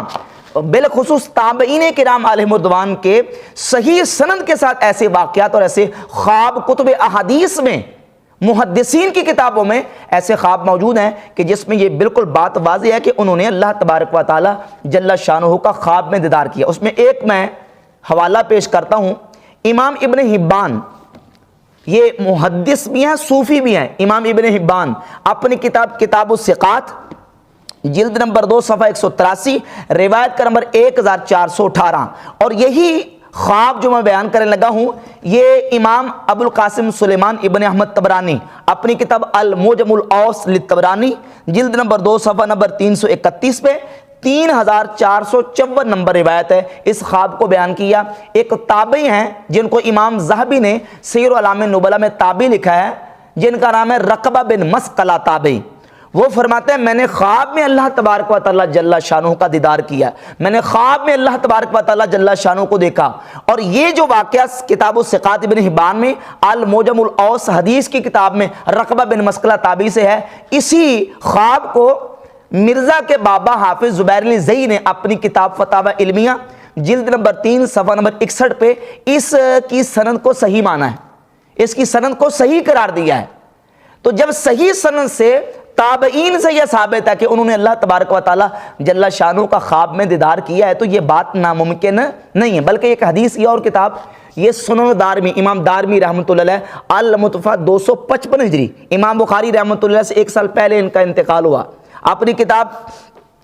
سنن دارمی کی جلد نمبر 2 صفحہ 170 پہ عنوان قائم کرتے ہیں بابن فی رؤیت رب تعالی فی النوم، باب اس بیان میں کہ اللہ تبارک و تعالیٰ کو خواب میں دیکھنے کا بیان، کہ کوئی بندہ مومن اللہ کو خواب میں دیکھتا ہے، اللہ تبارک و تعالیٰ کی زیارت کرتا ہے تو اس کی تعبیر کیا ہے۔ اور اس کے تحت 2150 نمبر ایک روایت ذکر کرتے ہیں امام محمد بن سیرین تابعی رحمۃ اللہ علیہ سے، جو کہ بہت بڑے جلیل القدر تابعی ہیں امام محمد بن سیرین۔ وہ فرماتے ہیں کہ من رأى ربہ فی المنام داخل الجنہ، جو بندہ خواب میں اللہ تبارک و تعالیٰ کو دیکھتا ہے، اللہ کی زیارت کرتا ہے، اس کی تعبیر یہ ہے کہ وہ جنت میں داخل ہوگا۔ تو ائمہ محدثین ان باتوں کو ذکر کر رہے ہیں کہ خواب میں اللہ تبارک و تعالیٰ کا دیدار اور اس کی اللہ کی زیارت ممکن ہے، یہ ناممکن نہیں بلکہ واقع ہے۔ ائمہ محدثین کا بھی میں انشاءاللہ حوالے پیش کرتا ہوں کہ یہ ناممکن نہیں ہے، اب یہ ناممکن بنا کے پیش کر رہا ہے۔ کہ امام احمد بن حنبل کو خواب میں تو اللہ تعالیٰ کا دیدار ہو ہی نہیں سکتا، یہ تو ناممکن ہے۔ اب میں آگے جا کے انشاءاللہ پیش کروں گا کہ نبی کریم علیہ الصلوۃ والسلام کی جو خصوصیت ہے وہ کیا ہے اور وہ حدیث میں اس کا بیان کیا ہے۔ اس سلسلے میں امام ابو نعیم اصفہانی اپنی کتاب حلیۃ الاولیاء جلد نمبر 6 صفحہ نمبر 183 پہ روایت نمبر 8130 اور 8131 میں بیان کرتے ہیں، امام اوزاعی تابعی بھی ہیں اور بہت بڑے امام اور محدث ہیں۔ امام اوزاعی رحمۃ اللہ تعالی علیہ فرماتے ہیں مجھے اللہ تبارک و تعالی جل شانہ کا خواب میں دیدار ہوا، اللہ کی زیارت ہوئی، اور یہی خواب امام ابو نعیم اصفہانی بھی اور محدث ابن عساکر اپنی کتاب تاریخ دمشق ابن عساکر جلد نمبر 23 صفحہ نمبر 193 پہ اس خواب کو بیان کرتے ہیں، جو کہ امام ابن عساکر محدث بھی ہیں اور جن کو خواب میں اللہ تبارک و تعالیٰ کا دیدار ہو رہا ہے۔ امام اوزاعی رحمۃ اللہ بہت بڑے جلیل القدر تابعی اور امام اور محدث ہیں۔ اس کے علاوہ امام سریج بن یونس، امام بخاری کے استاد، امام مسلم کے استاد، امام احمد بن حنبل رحمۃ اللہ تعالی علیہ کے استاد امام سریج بن یونس کے حوالے سے امام ابن حجر اسقلانی نے اپنی کتاب تہذیب و تہذیب جلد نمبر 2 صفحہ نمبر 656 پہ لکھا ہے، امام سریج بن یونس کہتے ہیں میں نے خواب میں اللہ تبارک و تعالیٰ کو دیکھا۔ یہ صوفی نہیں، یہ محدثین ہیں۔ اگرچہ یہ بات الگ ہے کہ بہت سارے محدثین صوفیہ بھی ہیں، لیکن یہ وہ ہیں جو بال اتفاق محدثین ہیں، جن کے محدث ہونے پر امام بخاری مسلم کے استاد ہیں سریج بن یونس۔ وہ کہتے ہیں میں نے خواب میں اللہ تبارک و تعالیٰ کو دیکھا، اور یہ جو کتاب جس کا حوالہ پیش کر رہا ہوں یہ صوفیہ کی تصوف کی کتاب نہیں ہے، یہ اسماء و رجال کی کتاب ہے تہذیب و تہذیب۔ اس کے علاوہ ابو حسان الزیادی بہت بڑے محدث ہیں، سیر اعلام النبلاء جلد نمبر 9 صفحہ نمبر 353 پہ موجود ہے کہ کہتے ہیں میں نے خواب میں اللہ تبارک و تعالیٰ کو دیکھا۔ قاضی ابن الوزیر المتوفی 389 ہجری وہ کہتے ہیں کہ میں نے خواب میں اللہ تبارک و تعالیٰ کو دیکھا، سیر اعلام النبلاء جلد نمبر 2 صفحہ نمبر 409۔ اس پر میرے پاس درجنوں، میں کہتا ہوں میں اگر درجنوں حوالے بھی اس پر پیش کرنے پڑے تو بحمد تعالیٰ ہم پیش کر سکتے ہیں کہ صوفیہ، محدثین، ائمہ، تابعین کرام رضوان اللہ علیہ مجمعین کے جناب اس درجنوں حوالے موجود ہیں کہ جنہوں نے خواب میں اللہ تبارک و تعالیٰ جل شانہ کی زیارت کی ہے۔ اس کے علاوہ امام ابو بکر احمد بن محمد المروزی، یہ امام احمد بن حنبل کے شاگرد ہیں، وہ کہتے ہیں انہوں نے خواب میں اللہ تبارک تعالیٰ کی زیارت کی۔ طبقات الحنابلہ جلد نمبر 1 صفحہ نمبر 61 پہ یہ بات موجود ہے۔ امام بشر حافی رحمۃ اللہ علیہ، بشر بن حارث حافی رحمۃ اللہ علیہ، امام ابن الجوزی اپنی کتاب المنتظم اس میں لکھتے ہیں کہ یہ فرماتے ہیں میں نے خواب میں اللہ تبارک تعالیٰ کی زیارت کی۔ امام یحییٰ بن سعید القطان، امام ابو بکر آجری، امام احمد بن خضروی، شاہ کرمانی رسالہ کشاریہ صفحہ نمبر 570 سے لے کر 572 تک یہ سارے حوالے موجود ہیں کہ ان اکابر اولیاء محدثین نے اللہ تبارک و تعالیٰ کا خواب میں دیدار کیا ہے۔ اس کے علاوہ سیدنا بایزید بسطامی رحمۃ اللہ کا حوالہ پیش آخر میں کروں گا۔ میں اس سلسلے میں 1-2 روایات بھی پیش کر دوں تاکہ چونکہ اس مسئلے سے متعلقہ ہے، تاکہ یہ بات بالکل واضح ہو جائے کہ اللہ تبارک و تعالیٰ جل شانہ کو خواب میں دیکھنا، اللہ کا دیدار کرنا، یہ صرف تصوف کی کتابوں میں نہیں، محدثین نے اپنی کتابوں میں اس کو صوفیہ کرام اور صالحین اور امت کے محدثین اور تابعین تک ان کے حوالات موجود ہے، بلکہ صحابہ کرام رضی اللہ تعالیٰ عنہم سے بھی روایت موجود ہیں۔ امام ابن ابی العاصم المتوفی 287 ہجری اپنی کتاب السنہ اس کی روایت نمبر ہے 488۔ سیدنا ابو بکر صدیق رضی اللہ تعالیٰ عنہ سے روایت لے کے ہے، سیدنا ابو بکر صدیق رضی اللہ تعالیٰ عنہ فرماتے ہیں کہ سب سے بہترین اور افضل خواب یہ ہے کہ بندہ خواب میں اپنے رب جل شانہ کو دیکھے، اس کے بعد نبی کریم علیہ الصلوۃ والسلام کو دیکھے، اور اس کے بعد یہ ہے کہ ان والدین کی زیارت کرے خواب میں جو حالت ایمان میں دنیا سے رخصت ہو گئے۔ یہ بہترین خوابوں میں سے مومن کے بہترین خواب ہیں۔ یہ روایت اگرچہ اس کے سارے راوی ثقہ ہیں سوائے ایک راوی کے جس کا نام ہے عباس بن میمون۔ عباس بن میمون راوی کا ترجمہ اور اس کی جو ثقاہت ہے وہ ثابت نہیں ہو سکی، باقی سارے کے سارے اس کے راوی ثقہ، اس لیے اس روایت میں تھوڑی سی کمزوری ہے، لیکن ائمہ محدثین سے یہ بات ثابت ہے کہ خواب میں اللہ تبارک و تعالیٰ جل شانہ کا دیدار اور اللہ کی زیارت ہو سکتی ہے، بلکہ ممکن ہے، یہ کوئی ناممکن چیز نہیں ہے۔ امام ابن حجر اسقلانی بہت بڑے امام اور محدث، صحیح بخاری کے شارح، وہ صحیح بخاری کی شرح فتح الباری کی جلد نمبر 12 صفحہ نمبر 489 پہ لکھتے ہیں کہ جوز اہل التعبیر رؤیت الباری عز وجل فی المنام مطلقاً، کہ اہل تعبیر نے یعنی خوابوں کی تعبیر کرنے والے ائمہ محدثین نے مطلقاً اس کو جائز رکھا ہے کہ بندہ خواب میں اللہ تبارک و تعالیٰ کو دیکھ سکتا ہے، یہ جائز ہے، یہ ناممکن نہیں ہے۔ اور بڑا مزیدار ایک حوالہ اس سلسلے میں پیش کروں گا ابن تیمیہ کے حوالے سے۔ ابن تیمیہ غیر مقلدین کے ہاں تو بڑے امام و پیشوا سمجھے جاتے ہیں۔ ابن تیمیہ اپنی کتاب بیان و تلبیس الجہمیہ صفحہ نمبر 73 اور 74 پہ لکھتے ہیں وَمَا زَالَ الصَّالِحُونَ وَغَيْرُهُمْ يَرَوْنَ رَبَّهُمْ فِي الْمَنَامِ، لکھتے ہیں کہ صالحین ہمیشہ سے خواب میں اللہ تبارک و تعالیٰ کا دیدار کرتے آئے ہیں، وَيُخَاطِبُهُمْ اور خواب میں اللہ تعالیٰ سے باتیں بھی کرتے ہیں، وَمَا أَظُنُّ عَاقِلًا يُنْكِرُ ذَلِكَ، ابن تیمیہ صاحب کہتے ہیں میں کسی عقل مند کو اس کا انکار کرنے کا گمان بھی نہیں کر سکتا کہ کوئی عقل مند بندہ اس کا انکار کرے کہ خواب میں اللہ تبارک و تعالیٰ کا دیدار ہونے کا انکار کرے، میں گمان بھی نہیں کرتا۔ کیوں؟ اس لیے کہ فَإِنَّ وُجُودَ هَذَا مِمَّا لَا يُمْكِنُ رَفْعُهُ اِذَا الرُّؤْيَا تَقَعُ لِلْإِنسَانِ بغیر اختیارِهِ، کیونکہ خواب انسان کے اختیار میں نہیں ہے، بغیر اختیار کے واقع ہوتا ہے، لہذا خواب میں اللہ تبارک و تعالیٰ جل شانہ کا دیدار ہونا یہ ناممکن بات نہیں ہے۔ تو بحمد تعالیٰ نے حوالہ جات سے یہ بات بالکل واضح ہوتی ہے کہ یہ جو کہتا ہے کہ جناب کسی کو خواب میں اللہ تبارک و تعالیٰ جل شانہ کا دیدار ہو ہی نہیں سکتا، یہ بالکل اس کا جو نظریہ ہے وہ ان ائمہ محدثین اور خود غیر مقلدین کے جو مقتدر پیشوا لوگ ہیں ان کے ہاں یہ بات درست نہیں ہے۔ اب رہ گئی بات کہ نبی پاک صلی اللہ تعالیٰ علیہ وآلہ وسلم کی جو خصوصیت ہے، سرکار دو عالم علیہ الصلوۃ والسلام کی خصوصیت کیا ہے، اور یہ اولیاء اللہ اور صالحین کے خواب میں اللہ تبارک و تعالیٰ کے دیدار کا انکار کیوں کرتا ہے؟ اسے پتہ ہے کہ جب یہ مان لیا نا، جب یہ بات ثابت ہو گئی کہ خواب میں اولیاء اللہ، صالحین، تابعین، صحابہ اکرام رضی اللہ تعالیٰ عنہ کو اللہ تعالیٰ کا خواب میں دیدار ہو سکتا ہے، اگر یہ بات مان لی تو اس کا مطلب یہ ہے کہ نبی کریم علیہ الصلوۃ والسلام کی جو خصوصیت ہے وہ صرف خواب میں دیکھنا نہیں ہوگا۔ پھر نبی کریم علیہ الصلوۃ والسلام نے جو اللہ تعالیٰ کا دیدار کیا ہے، حضور کی خصوصیت تب بنے گی جب نبی کریم علیہ الصلوۃ والسلام نے جاگتے ہوئے حالت بیداری میں اپنے سر کی آنکھوں سے اللہ تبارک و تعالیٰ کا دیدار کیا ہو، اور یقیناً ایسا ہی ہے۔ سیدنا عبداللہ ابن عباس رضی اللہ تعالیٰ عنہ فرماتے ہیں المستدرک علی الصحیحین جلد نمبر 1 صفحہ نمبر 163 حدیث کا نمبر ہے 216، المعجم الاوس جلد نمبر 6 صفحہ نمبر 459 حدیث کا نمبر ہے 9396، السنن الکبریٰ للنسائی حدیث نمبر 11539، السنہ لابن ابی العاصم حدیث نمبر 436، اور اس حدیث کو امام حاکم نے بھی صحیح کہا، امام ذہبی نے بھی صحیح کہا، ناصر الدین البانی نے صحیح کہا، امام ابن حجر عسقلانی نے صحیح کہا، اور امام نووی نے کہا کہ اس میں کوئی حرج نہیں ہے۔ وہ حدیث یہ ہے کہ عبداللہ ابن عباس رضی اللہ تعالیٰ عنہ فرماتے ہیں کہ الخلۃ لابراہیم علیہ السلام، اللہ تبارک و تعالیٰ نے خلت جناب ابراہیم علیہ السلام کو عطا کی، اور بل کلام لموسیٰ علیہ السلام، اور اللہ تعالیٰ نے کلام جناب موسیٰ علیہ السلام کو عطا کیا، والرؤیت لمحمد صلی اللہ علیہ وسلم، اور اپنا دیدار اللہ تعالیٰ نے نبی پاک محمد مصطفیٰ صلی اللہ علیہ وسلم کو عطا کی۔ تو اب اللہ کا دیدار سر کی آنکھوں سے کرنا یہ رسول اللہ محمد مصطفیٰ صلی اللہ علیہ وسلم کی خاصیت اور حضور کی خصوصیت اور حضور کے فضائل و کمالات میں سے،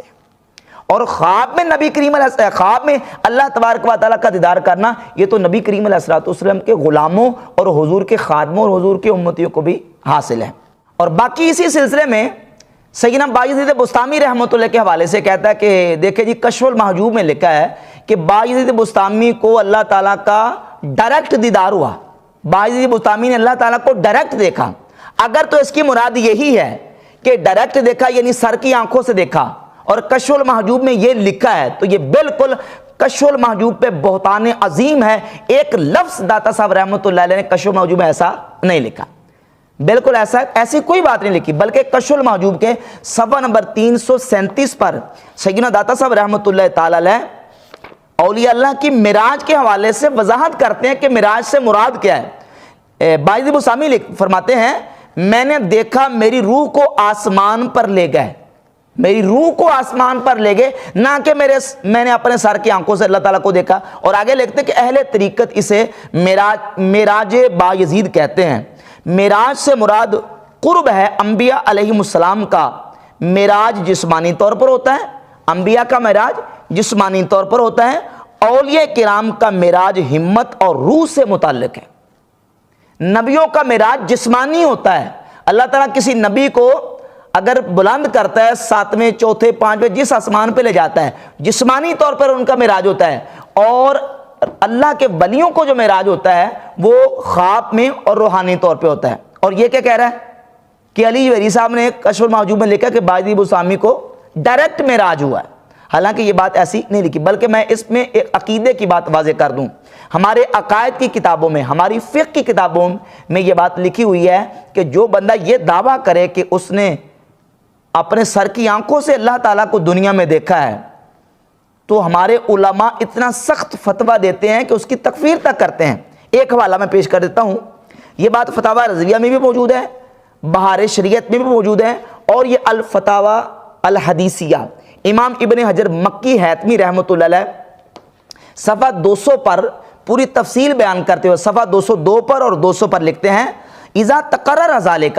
علم منہ انہ لا یجوز لأحد ان یدعی انہ اللہ بعین راسہ۔ فرمایا جب یہ بات بالکل واضح ہو گئی کہ اللہ تعالیٰ کو سر کی آنکھوں سے نہیں دیکھا جا سکتا، جو بندہ یہ کہے کہ میں نے اپنے سر کی آنکھوں سے اللہ تعالیٰ کو دیکھا ہے، من زعم ذالک فہو کافر مراق الدم، فرماتے ہیں ایسا بندہ کافر ہے، اس کا خون بہایا جائے گا جو یہ کہے کہ میں نے اپنے سر کی آنکھوں سے اللہ تعالیٰ کو دیکھا ہے۔ ہمارے علماء تو اس کی تکفیر کر رہے ہیں، اور صفحہ نمبر 202 میں بھی یہی لکھا ہے کہ ایسا بندہ، اس کی علماء نے تکفیر کیا ہے جو یہ کہے کہ اس نے اللہ تعالیٰ کو سر کی آنکھوں سے دیکھا ہے، یا کسی کے بارے میں بھی عقیدہ رکھے کہ فلاں ولی نے، فلاں نیک بندے نے اللہ تعالیٰ کو سر کی آنکھوں سے دیکھا، ہمارے تو علماء اس کی تکفیر کر رہے ہیں۔ اور یہ بہتان لگا رہا ہے کہ جناب علی جوہری صاحب نے لکھا ہے کہ باجی بسامی نے اللہ تعالیٰ کو ڈائریکٹ دیکھا ہے، حالانکہ جتنی بھی کتابیں صوفیہ کی، یا امام ابن الجوزی رحمۃ اللہ علیہ نے بھی باجی بسامی رحمۃ اللہ علیہ کا واقعہ بیان کیا ہے۔ ابن الجوزی رحمۃ اللہ نے صفۃ الصفوہ میں وہ فرماتے ہیں کہ باجی بسامی فرماتے ہیں کہ مجھے اللہ تعالیٰ کا دیدار ہوا خواب میں سوتے ہوئے۔ اسی طرح علامہ شاطبی نے اپنی کتاب الاعتصام میں اس کو ذکر کیا، دیگر جو محدثین نے ذکر کیا تو وہ خواب کا واقعہ بیان کیا، ڈائریکٹ سر کی آنکھوں کے حوالے سے بات نہیں کی۔ اور اس سلسلے میں یہ بات بالکل جو نا وہ واضح ہو جاتی ہے۔ اور امام احمد بن حنبل رحمۃ اللہ کے خواب کے حوالے سے یہ جو اس نے بات بیان کی ہے نا کہ دیکھیں امام احمد بن حنبل نے پوچھا یا اللہ میں تیرا قرب حاصل کروں تیرے کلام کے ذریعے، سمجھ کے یا بغیر سمجھ کے؟ وہ دیکھو جی، اللہ تعالیٰ نے تو کتابیں سمجھانے کے لیے 7 رسول بھیجے ہیں، اور یہ کہہ رہے ہیں کہ سمجھ کے بغیر سمجھ کے دونوں طرح اللہ کا قرب حاصل ہوتا ہے۔ تو یہ بات سمجھیں کہ یہ صرف لوگوں کو علماء سے، اکابرین امت سے، ائمہ محدثین سے بدظن کرنے کے لیے اپنی الٹی عقل استعمال کرتا ہے۔ اس کی چونکہ وہاں تک رسائی نہیں، یا اگر رسائی ہے تو یہ جو نا وہ دشمنی اور ان کی نفرت پھیلانے کے لیے لوگوں کو ایک مس گائیڈ کرتا ہے ان اس طرح کے واقعات بیان کر کے۔ پہلی تو بات یہ کہ اس کی اصل کتابوں تک رسائی نہیں ہے، اس کا جو کچھ ملجا و ماوا ہے وہ اس کی گوگل شریف ہے، یہ گوگل سے سرچ کرتا ہے۔ جو صوفیہ کے مخالفین نے سر دڑ کی بازی لگا کے جو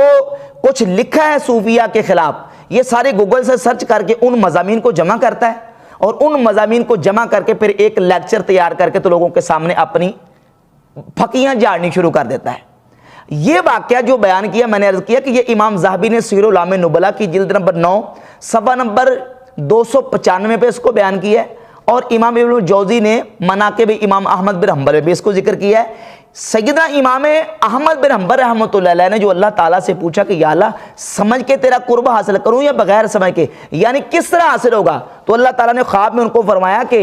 سمجھ کے یا بغیر سمجھ کے دونوں طرح میرا قرب حاصل ہوگا۔ اور یہ بات میں حمد تعالیٰ پچھلی گفتگو میں بیان کر چکا ہوں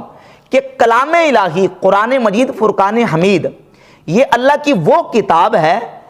کہ اللہ تبارک و تعالیٰ نے اس کتاب کی فضیلت یہ رکھی ہے کہ اس کی محض صرف تلاوت کرنا اور اس کلام الہی کی صرف قرات کرنا یہ ایک مستقل عبادت ہے، مستقل عبادت ہے۔ جو بندہ صرف قرات کرتا ہے، صرف تلاوت کرتا ہے، اللہ تبارک و تعالیٰ اس کو بھی ثواب عطا کرتا ہے، اس کو بھی اپنا قرب عطا کرتا ہے۔ ہاں جو بندہ اس کو پڑھتا ہے، تلاوت کرتا ہے، قرات کرتا ہے اور ساتھ اس کے سمجھتا بھی ہے، اس کا مرتبہ فضیلت یقیناً زیادہ ہے۔ لیکن اس بات کی نفی نہیں کی جا سکتی کہ جو بندہ صرف قرات کرتا، تلاوت کرتا، اس کو کوئی ثواب ہی نہیں ملے گا۔ اس پر بہت سارے دلائل ہیں. ایک دلیل میں آپ کے سامنے رکھ دیتا ہوں جامع ترمذی سے. حدیث نمبر 2910 رسول اللہ صلی اللہ علیہ وآلہ وسلم نے فرمایا جو بندہ قرآن مجید کا ایک حرف بھی پڑھتا ہے, جس نے قرآن کا ایک حرف بھی پڑھا, اللہ تبارک و تعالیٰ اس کو 10 نیکیاں عطا فرمائے گا. اور فرمایا میں نہیں یہ کہتا کہ الف لام میم ایک حرف ہے, بلکہ فرمایا الف ایک حرف ہے, لام ایک حرف ہے اور میم ایک حرف, یعنی الگ الگ حرف ہیں. تو اب کسی بندے نے الف لام میم پڑھا تو اس کو کتنی نیکیاں ملے گی؟ 30 نیکیاں ملیں گی. اب یہ دیکھیں کہ الف لام میم پڑھ کے جب اس نے یہ تلاوت کر لیا, پڑھ لیا, تو مجھے بتائیں کہ اس کے پڑھنے سے اسے کیا سمجھ آئی؟ یہ تو حروف مقطعات ہیں جن کا معنی اللہ جانتا ہے, ہمیں تو اس کا معنی معلوم نہیں ہے. جب اس کا معنی معلوم نہیں ہے, اس کا مطلب معلوم نہیں ہے, تو الف لام میم پڑھنے سے 30 نیکیاں ملی, اللہ کا قرب حاصل ہوگا؟ یقیناً ہوگا, یقیناً نیکیاں ملیں گی. تو اس بات سے دلیل سے بالکل واضح ہو گیا کہ کلام الہی قرآن مجید کو محض قرات اور تلاوت کرنے سے بھی ثواب ملتا ہے, یہ مستقل عبادت ہے اور اللہ رب العزت کا قرب حاصل ہوتا ہے. اسی سلسلے میں انجینئر محمد علی مرزا نے قرآن مجید کی سورۃ البقرہ کی آیت نمبر 185 پڑھی اور کہا کہ دیکھو قرآن مجید تو اللہ کی وہ کتاب ہے کہ جس کو اللہ تبارک و تعالیٰ نے تمام انسانوں کے لیے ہدایت رکھا ہے. یہ تمام انسانوں کے لیے ہدایت ہے, تو جو بھی انسان اس کو پڑھتا ہے اسے ہدایت حاصل کرے. حالانکہ اسی سورۃ البقرہ کی آیت نمبر 2 کو چھوڑ گیا. اچھا, آیت نمبر 2 پہلے آتی ہے یا آیت نمبر 185 پہلے آتی ہے؟ آیت نمبر 2 پہلے آتی ہے. تو اب ان دونوں آیتوں کو, آیت نمبر 2 سورۃ البقرہ کی اور آیت نمبر 185, ان دونوں آیتوں کو آپ ملا لیں, دونوں آیتوں کا مفہوم بالکل واضح ہو جائے گا. سورۃ البقرہ کی آیت نمبر 2 میں اللہ تبارک و تعالیٰ فرماتا ہے کہ ذالک الکتاب لا ریب فیہ ھدی للمتقین, کہ یہ کتاب اس میں کوئی شک نہیں ہے, یہ متقین کے لیے ہدایت ہے. اور سورۃ البقرہ کی آیت نمبر 185 میں فرماتا ہے ھدی للناس, یہ لوگوں کے لیے ہدایت ہے. اب یہاں فرمایا کہ یہ متقین کے لیے ہدایت ہے, اور وہاں کیا فرمایا کہ یہ تمام لوگوں کے لیے ہدایت ہے. تو اب دونوں آیتوں کا مفہوم نکالنا پڑے گا, تطبیق دینی پڑے گی. تطبیق دے کے یہ مطلب یہ نکلتا ہے کہ اللہ تبارک و تعالیٰ کی کتاب قرآن ہدایت تو سب لوگوں کے لیے ہے, لیکن اس سے ہدایت وہ لوگ حاصل کرتے ہیں جو متقین ہیں. تو اب یہ صرف اپنا مقصد پورا کرنے کے لیے, اپنے دعوے کو ثابت کرنے کے لیے ایک آیت کو چھوڑتا ہے, دوسری آیت کو پکڑتا ہے, اور یہ طریقہ جو ہے یہ اہل حق کا شیوا نہیں ہے. پھر اسی سلسلے میں کہتے ہیں قرآن بڑا آسان ہے. اللہ تعالیٰ نے تو قرآن کو آسان کر دیا. سورۃ القمر کی آیت نمبر 17, 22, 32 اور 40 میں اللہ تبارک و تعالیٰ نے واضح فرما دیا ہے وَلَقَدْ يَسَّرْنَا الْقُرْآنَ لِلذِّكْرِ فَهَلْ مِن مُدَّكِرٍ. اللہ فرماتا ہے کہ بے شک ہم نے یقیناً تحقیق ہم نے قرآن کو آسان کر دیا ہے. یسرنا القرآن للذکر, ہم نے ذکر کے لیے, ہم نے قرآن کو نصیحت کے لیے آسان کر دیا ہے. تو قرآن تو بڑا آسان ہے. حالانکہ اس آیت کا جو معنی اور مفہوم ہے اس کو بھی سمجھنے کی ضرورت ہے. کیا قرآن مجید کی اس آیت کا یہ مطلب ہے کہ ہر بندہ ہی اس کو سمجھ سکتا ہے, کسی استاد کی ضرورت نہیں ہے, کسی سے سیکھنے کی قرآن کو ضرورت نہیں, قرآن اتنا آسان ہے کہ ہر بندہ اس کو سمجھ سکتا ہے؟ اگر یہی معنی اور یہی مطلب اور یہی مفہوم مراد ہوتا تو پھر رسول اللہ صلی اللہ علیہ وآلہ وسلم کے صحابہ کرام رضی اللہ تعالیٰ عنہ خود قرآن کو سمجھ لیتے. انہوں نے تو ایسا نہیں کیا, بلکہ نبی کریم علیہ السلام کو اللہ رب العزت نے ان کے لیے معلم بنا کے بھیجا, اور معلم بنا کے اللہ رب العزت نے مبعوث فرمایا یعلمہم الکتاب والحکمہ, کہ نبی صلی اللہ علیہ وآلہ وسلم انہیں کتاب اور حکمت کی تعلیم دیتے تھے. صحابہ اکرام رضی اللہ تعالیٰ عنہ نبی پاک صلی اللہ علیہ وآلہ وسلم سے کتاب اللہ قرآن مجید سیکھتے تھے, سمجھتے تھے. اور اس کے ساتھ ساتھ وہ صحابہ جنہوں نے نبی کریم علیہ السلام سے سیکھا, حضور نے باقی امت کو حکم دیا کہ خذوا القرآن من اربعۃ, ان 4 سے قرآن سیکھو. صحیح بخاری کی 4999 نمبر حدیث ہے, ان 4 سے قرآن سیکھو. اور یہ 4 کون ہیں؟ عبداللہ بن مسعود ہے, حضرت سالم ہے, حضرت ابی بن کعب ہے, اور حضرت معاذ بن جبل رضی اللہ تعالیٰ عنہ. اگر قرآن اتنے ہی آسان تھا تو پھر صحابہ کرام رضی اللہ تعالیٰ عنہ خود پڑھ لیتے, خود سمجھ لیتے. اب جب کہ ایسا نہیں ہوا, بلکہ صحابہ کرام رضی اللہ تعالیٰ عنہ نے نبی پاک صلی اللہ علیہ وآلہ وسلم سے سیکھا. بلکہ موطا امام مالک کے صفحہ 190 پہ امام مالک رحمۃ اللہ علیہ نے یہ روایت نقل کیا. فرماتے ہیں کہ حضرت عبداللہ ابن عمر رضی اللہ تعالیٰ جلیل القدر صحابی, انہوں نے 8 سال میں قرآن مجید کی ایک سورت جو 2.5 پاروں پہ مشتمل ہے سورۃ البقرہ, وہ 8 سال میں سیکھی ہے. اتنا ہی آسان ہے قرآن مجید تو صحیح نا، حضرت عبداللہ بن عمر نے 8 سال کیوں لگا دیے سورۃ البقرہ سیکھنے میں؟ اور پھر اس آیت کا جو معنی اور مفہوم ہے وہ ذرا ملاحظہ فرما لیں۔ صحیح بخاری میں امام بخاری رحمۃ اللہ علیہ صحیح بخاری میں 4869 نمبر روایت کے تحت اس آیت کی تشریح اور تفسیر کرتے ہوئے لکھتے ہیں کہ وَلَقَدْ يَسَّرْنَا الْقُرْآنَ لِلذِّكْرِ، اس کا معنی کیا ہے؟ وَلَقَدْ يَسَّرْنَا الْقُرْآنَ لِلذِّكْرِ اے حَوَّلْنَا قِرَاءَتَهُ، یعنی ہم نے اس کا پڑھنا لوگوں کے لیے آسان کر دیا ہے، اس کی قرات لوگوں کے لیے آسان کر دی ہے۔ یہ دیکھیں یہ تفسیر ابن کثیر ہے، حافظ ابن کثیر اسی آیت کی تفسیر بیان کرتے ہوئے لکھتے ہیں کہ اس کا معنی کیا ہے؟ یسرنا تلاوتہ علی الالسن، کہ ہم نے لوگوں کی زبانوں پر اس کی تلاوت آسان کر دی ہے۔ اور آگے عبداللہ ابن عباس رضی اللہ تعالیٰ عنہ سے نقل کرتے ہیں کہ لولا ان اللہ یسرہ علی لسان الآدمیین، اگر اللہ تبارک و تعالیٰ اپنے کلام کو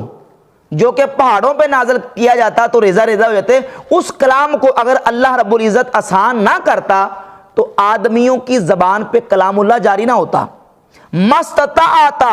مستطاع احد من الخلق ان یتکلم بکلام اللہ، اللہ کی مخلوق میں سے کوئی مخلوق یہ طاقت ہی نہ رکھتی کہ وہ اللہ کے کلام کو پڑھ سکے۔ یہ تو اللہ نے آسان کر دیا ہے ان کے لیے پڑھنا اور اس کی تلاوت کرنا، اس لیے لوگوں کی زبانوں پر اللہ رب العزت نے اس کو جاری کر دیا ہے۔ یہ امام ابن الجوزی کی کتاب ہے زاد المسیر، زاد المسیر میں بھی امام ابن الجوزی رحمۃ اللہ علیہ نے اسی آیت کی تفسیر بیان کرتے ہوئے لکھا ہے کہ اے للحفظ والقراءۃ یسرنا القرآن للذکر، معنی کیا ہے؟ سہلناہ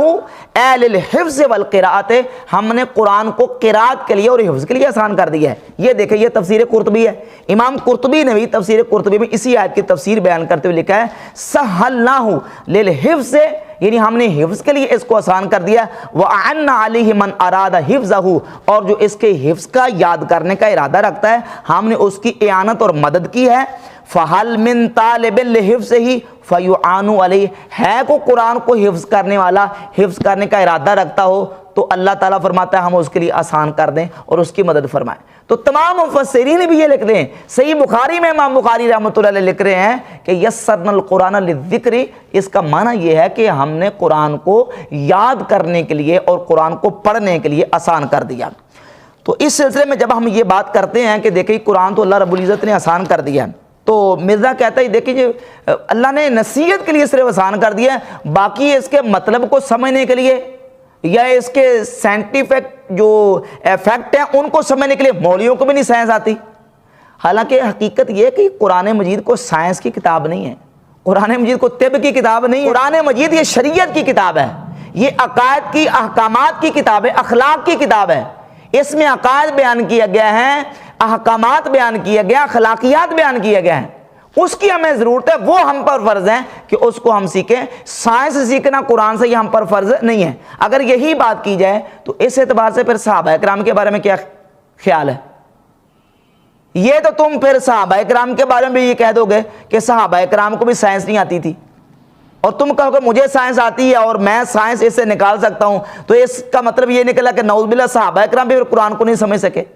یہ سائنس کی کتاب ہی نہیں ہے قرآن، قرآن تو شریعت کی کتاب ہے، اور قرآن میں عقائد بیان کیے گئے ہیں ان کو سیکھنا ہمارے لیے فرض ہے، قرآن میں احکامات ہیں ان کو سیکھنا ہمارے لیے فرض ہے۔ لہذا یہ بات جو ہے نا، اس طرح کے واقعات اور اس طرح کی مثالیں پیش کر کے یہ صرف اور صرف مقصد یہ ہے کہ لوگوں کو یہ بتایا جائے کہ یہ کتابیں کچھ اور کہتی ہیں اور بابیں کچھ اور کہتے ہیں۔ حالانکہ یہ جس انداز سے کہہ رہے ہیں نا کہ یہ قرآن بڑا آسان ہے اور قرآن آسان تحریکیں انہوں نے بنائی ہوئی ہیں، اس حوالے سے میں ایک حوالہ سنن ابی داؤد سے پیش کر دیتا ہوں۔ سنن ابی داؤد میں 4611 نمبر حدیث ہے، سیدنا معاذ ابن جبل رضی اللہ تعالی عنہ نے ان لوگوں کی پہلے سے 1400 سال پہلے خبر دے دی ہے اور پیش گوئی فرما دی ہے ان لوگوں کے بارے میں جو قرآن آسان طریقے بنا کے لوگوں کو کہہ رہے ہیں قرآن بڑا آسان ہے، اور جناب ہر بندے کے ہاتھ میں قرآن دے کے کہتے ہیں ٹھیک ہے خود پڑھیں، خود سمجھیں اور خود عمل کریں۔ سیدنا معاذ ابن جبل رضی اللہ تعالیٰ عنہ رسول اللہ صلی اللہ علیہ وآلہ وسلم کے شاگرد، وہ بیان کرتے ہیں کہ فرماتے ہیں 4611 نمبر سنن ابی داؤد کی یہ حدیث بھی صحیح ہے، ان من ورائکم فتنن، آپ فرماتے ہیں تمہارے بعد ایک فتنہ آنے والا ہے، تمہارے پیچھے ایک فتنہ ہوگا، اور وہ فتنہ کیا ہوگا؟ یکثر فیہ المال، اس فتنے میں مال کثرت سے ہو جائے گا،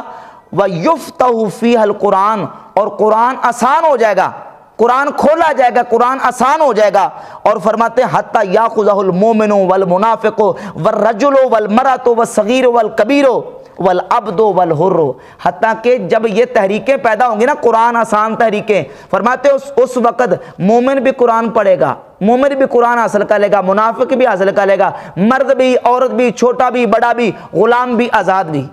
یہ حضرت معاذ بن جبل فرماتے ہیں تمہارے بعد فتنہ واقع ہونے والا ہے، اور یہ لوگوں نے فتنے واقع کیے ہوئے ہیں کہ ہر ساجے ماجے کو بھی یہ ترغیب یہ دلاتے ہیں کہ بڑا آسان ہے، ٹھیک ہے، خود پڑھو، خود سمجھو، خود عمل کرو، کسی عالم کے پاس جانے کی ضرورت نہیں ہے۔ اب یہ جتنے فتنے اور جتنے گمراہ ٹولے اور گمراہ فرقے پیدا ہو رہے ہیں، یہ انہی لوگوں کو پیدا کرتا ہے جو لوگوں کو جناب وہ لوگوں کو اتنی رعایت اور چھوٹ اور رخصتیں دے کے جناب وہ علماء سے بدظن کر کے، اکابرین سے اور امت کے صلحاء سے بدظن کر کے لوگوں کو گمراہ کرنے کی کوشش کر رہے ہیں۔ ایک مثال یہ پیش کی اپنے دعوے کو ثابت کرنے کے لیے کہ یہ لوگ قرآن کے دشمن ہیں اور یہ کہتے ہیں قرآن ڈائریکٹ نہ پڑھو گمراہ ہو جاؤ گے۔ یہ لوگ قرآن سے اور کتابوں سے لوگوں کو دور کرتے ہیں، جبکہ قرآن نے جو اللہ کا تعارف کروایا وہ اور ہیں، کتابیں جو اللہ کا تعارف کرواتی ہیں وہ اور ہیں، اور یہ بزرگ بابے جو اللہ کا تعارف کرواتے ہیں وہ اور ہیں۔ اب یہ مقدمہ اور یہ دعویٰ ثابت کرنے کے لیے یہ مثال پیش کر رہے ہیں کہ کہتے ہیں یہ قرآن کو ڈائریکٹ نہ پڑھو گمراہ ہو جاؤ گے، جبکہ قرآن کہتا ہے کہ اللہ کہتا ہے کہ قرآن ہم نے آسان کر دیا ہے نصیحت کے لیے، تو اس کو پڑھو اور عمل کرو اس کے مطابق۔ تو قرآن اور تعارف کروا رہا ہے، کتابیں اور تعارف کروا رہی ہیں، اور بابے اور تعارف کروا رہے ہیں۔ یہ اس نے مثال پیش کی۔ انشاءاللہ اس مثال میں جو باتیں کی ہیں اس پر ایک ایک پر انشاءاللہ ہم گفتگو کریں گے۔ پہلی بات تو یہ ہے کہ قرآن ڈائریکٹ نہ پڑھو گمراہ ہو جاؤ گے۔ اس کی دو صورتیں ہیں۔ ایک صورت تو یہ ہے کہ قرآن کو ڈائریکٹ نہ پڑھو گمراہ ہو جاؤ گے، اس طرح قرآن نہ پڑھو جس طرح خارجیوں نے قرآن پڑھا ہے۔ اس طرح ڈائریکٹ قرآن پڑھ کے اپنی طرف سے مفہوم اور مطلب نہ نکالو جو معتزلہ نے، جو مرجیہ نے، مشبہہ نے، جو مجسمہ نے قرآن مجید سے مفہوم اپنی طرف سے نکالا ہے، اس طرح مفہوم نہ نکالو۔ یا جس طرح ہمارے دور میں ایسے متجددین، قادیانی، بعض متجددین، اور بالخصوص ابھی جو حال ہی میں ایک فتنہ نکلا ہے کراچی سے، محمد شیخ، جو قرآن مجید کا وہ مطلب بیان کر رہا ہے جو اسلام کی پوری 1400 سالہ تاریخ میں کسی نے مطلب اور مفہوم بیان نہیں کیا۔ تو اگر تو یہ مطلب ہے کہ قرآن کو ڈائریکٹ نہ پڑھو گمراہ ہو جاؤ گے، تو اس کے گمراہی ہونے میں، یعنی اس طریقے کے گمراہی ہونے میں تو کوئی شک و شبہ ہے ہی نہیں ہے۔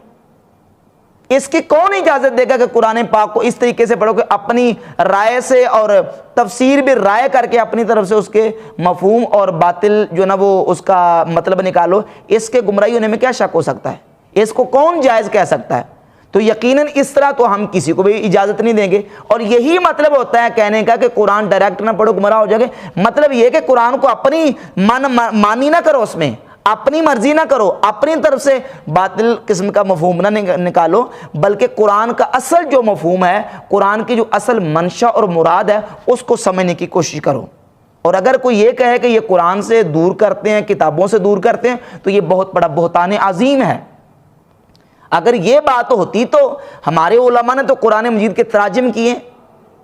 کنز الایمان شریف ہمارا قرآن پاک کا ترجمہ ہے، اسی طرح تراجم کے ساتھ ساتھ قرآن پاک کی تفاسیر ہے، نور العرفان ہے، تفسیر خزائن العرفان ہے، تفسیر نعیمی، دیگر ہمارے علماء کی تفاسیر موجود ہیں قرآن مجید کی، حدیث کے تراجم موجود ہیں، حدیث کی تشریحات موجود ہیں۔ اور ہمارے پاس کئی لوگ آتے ہیں، ہم ان سے کہتے ہیں کہ آپ قرآن پاک کا کنز الایمان شریف ترجمہ پڑھیں، کسی مستند عالم دین کی لکھی ہوئی تفسیر پڑھیں، کسی مستند عالم دین کا لکھا ہوا ترجمہ اور حدیث پاک کی تشریح آپ لے کے پڑھیں، اور جہاں ضرورت پیش آئے کسی عالم سے پوچھنے کی، ماہر کی رہنمائی کی، وہاں ماہر کی رہنمائی لو اور اس کے مطابق قرآن و حدیث پڑھ کے عمل کرو۔ اگر کتابوں سے دور کرتے ہوتے تو کتابوں کے تراجم کیوں ہوتے؟ قرآن پاک کے اور احادیث طیبات کے تراجم کیوں کیے جاتے؟ تو یہ اس طریقے سے بات کو جو نا وہ الجھاتا ہے اور گڈ مڈ کرنے کی کوشش کرتا ہے۔ پھر اس سلسلے میں یہ بات بھی بتانا ضروری ہے کہ یہ لوگ بار بار لوگوں کو ترغیب کیوں دیتے ہیں کہ ڈائریکٹ پڑھو، ڈائریکٹ پڑھو۔ مرزائی بھی ایسے کرتے ہیں، مرزائی بھی یہی واردات لوگوں کے ساتھ کرتے ہیں کہ قرآن دیکھو جی، قرآن میں لکھا ہے عیسیٰ علیہ السلام فوت ہو گئے، قرآن مجید کو خود پڑھو، کسی مولوی سے نہ پوچھو، کسی مولوی کے پاس نہ جاؤ، کسی عالم کے پاس نہ جاؤ، اور وہ جو باطل مفہوم نکال کے پیش کرتے ہیں وہ لوگوں کو باطل مفہوم نکال کے گمراہ کرتے ہیں، عالم سے روکتے ہیں اور قرآن مجید کی تفسیر سے روکتے ہیں، جو قرآن مجید کی صحیح منشا اور مراد ہے اس کو سمجھنے سے روکتے ہیں۔ یہی گمراہ فرقوں کا ہمیشہ سے وتیرہ رہا ہے۔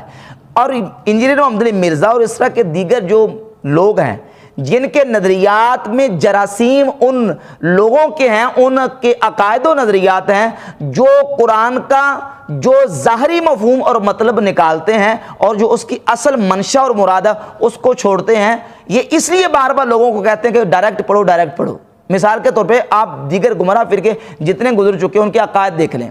مثلا معتزلہ فرقہ گزرا ہے،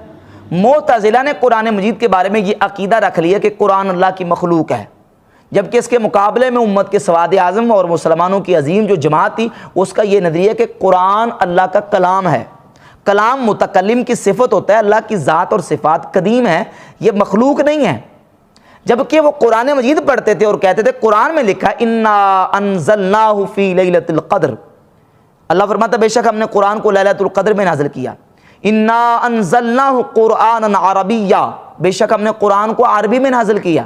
کہتے دیکھو قرآن کو اللہ نے نازل کیا اور جس کو اللہ نازل کر رہا ہے وہ اللہ کی مخلوق ہے، لہذا قرآن اللہ کی مخلوق ہے۔ قرآن پڑھ کے وہ اللہ کی مخلوق ثابت کرتے تھے قرآن کو، جبکہ یہ مسلمانوں کا عقیدہ نہیں ہے۔ اب قرآن مجید کا جو ظاہری جو ہے مطلب وہ لیتے تھے، اس کے پیچھے جتنا اس کا صحیح مفہوم ہے اس کو چھوڑ جاتے تھے۔ اسی طرح فرقہ مجسمہ قرآن مجید کی متعدد آیات طیبات کو جو متشابہات سے تعلق رکھتی ہیں ان کو پڑھتے تھے، کہتے تھے قرآن میں لکھا ہے ید اللہ فوق ایدیہم، اللہ کا ہاتھ ان کے ہاتھوں پر ہے، تو اب یہاں سے اللہ کا ہاتھ ثابت ہو گیا۔ یوم یکشف عن ساق، اس سے اللہ کی پنڈلی ثابت ہو گئی۔ اینما تولوا فثم وجہ اللہ، جدھر بھی تم دیکھو گے ادھر، جدھر بھی تم پھرو گے ادھر اللہ ہی کا چہرہ ہے، تو دیکھو اس سے اللہ رب العزت کا چہرہ ثابت ہو گیا۔ تو اللہ کا ہاتھ، پاؤں، انگلیاں اور چہرہ اور اللہ کے اعضاء اور اللہ کو مجسمہ ثابت کرنے کے لیے نعوذ باللہ جو مجسمہ فرقہ تھا انہوں نے قرآن مجید کی آیتیں پڑھ کے اپنے جو نا وہ باطل عقائد کو ثابت کرنے کی کوشش کی تھی، جو ظاہر سے مفہوم نکلتا ہے، حالانکہ اصل حقیقت یہ ہے کہ وہ ظاہری مفہوم مراد نہیں ہے۔ اب قرآن میں متشابہات اور محکمات دونوں موجود ہیں، متشابہات اور محکمات جو ہیں ان دونوں کو سامنے رکھا جائے گا اور متشابہات پر ایمان اور عقیدہ رکھا جائے گا، اس کا مطلب بیان نہیں کیا جائے گا۔ تو یہ چونکہ ان لوگوں کے عقائد و نظریات میں جراثیم ہیں، ان لوگوں کے اور ان فرقوں کے عقائد کے جو قرآن مجید کا ظاہری مفہوم لے کے اپنے باطل عقائد کو پروموٹ کرنے کی کوشش کرتے تھے، جبکہ قرآن کا اصل میں حقیقت میں مفہوم اور جو منشا اور مراد ہے وہ اور ہوتی تھی۔ اس لیے یہ لوگوں کو ترغیب دیتے ہیں کہ ڈائریکٹ پڑھو ڈائریکٹ پڑھو، تاکہ جو ہم اپنے عقائد ہیں ان کو اس طریقے سے پھیلا سکیں۔ اور پھر اس سلسلے میں ایک اور بات بھی کی محمد علی مرزا نے، اور کہا کہ دیکھیں جی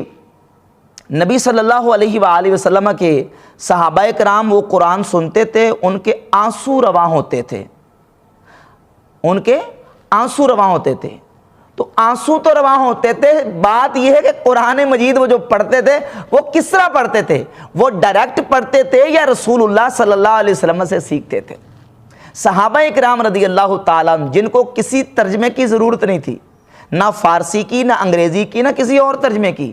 ان کو کسی ترجمے کی ضرورت ہی نہیں تھی، وہ تو عربی جانتے تھے، بلکہ عربی کے بڑے بڑے فصحاء بلغاء ادبا تھے، لیکن اس کے باوجود صحابہ کرام رضی اللہ تعالی عنہم قرآن مجید کو فقط عربی جاننے کے باوجود وہ صحیح طریقے سے نہیں سمجھ سکتے تھے جب تک رسول اللہ صلی اللہ علیہ وآلہ وسلم کی تعلیمات اور حضور کی رہنمائی انہیں حاصل نہیں تھی۔ حضور جس طرح سکھاتے تھے، اور حضور کا جو منصب اللہ نے بیان کیا ہے سورۃ الجمعہ کی آیت نمبر 2 میں، یعلمہم الکتاب والحکمہ، کہ نبی صلی اللہ علیہ وآلہ وسلم انہیں کتاب اور حکمت کی تعلیم دیتے ہیں، سکھاتے ہیں۔ حضور انہیں قرآن سکھاتے تھے، حضور عربی، قرآن عربی، صحابہ عربی، لیکن اس کے باوجود صحابہ کرام نے عربی جاننے کے باوجود قرآن مجید نبی کریم علیہ الصلوۃ والسلام سے سیکھا ہے۔ کوئی ایک موقع پوری تاریخ میں نہیں دکھا سکتے کسی صحابی نے یہ کہو کہ حضور ہمیں عربی آتی ہے، ہم خود سیکھ لیتے ہیں، سمجھ لیتے ہیں، ہمیں ضرورت نہیں ہے، ہم خود سیکھ لیں گے، نہیں، بلکہ اگر کسی مقام پہ کسی صحابی کو رسول اللہ صلی اللہ علیہ وآلہ وسلم کی تعلیمات نہیں پہنچیں اور اس نے قرآن کو پکڑا اور پڑھا، تو جو مفہوم تھا اس کی صحیح منشا اور مراد تھی وہ نہیں سمجھ سکے۔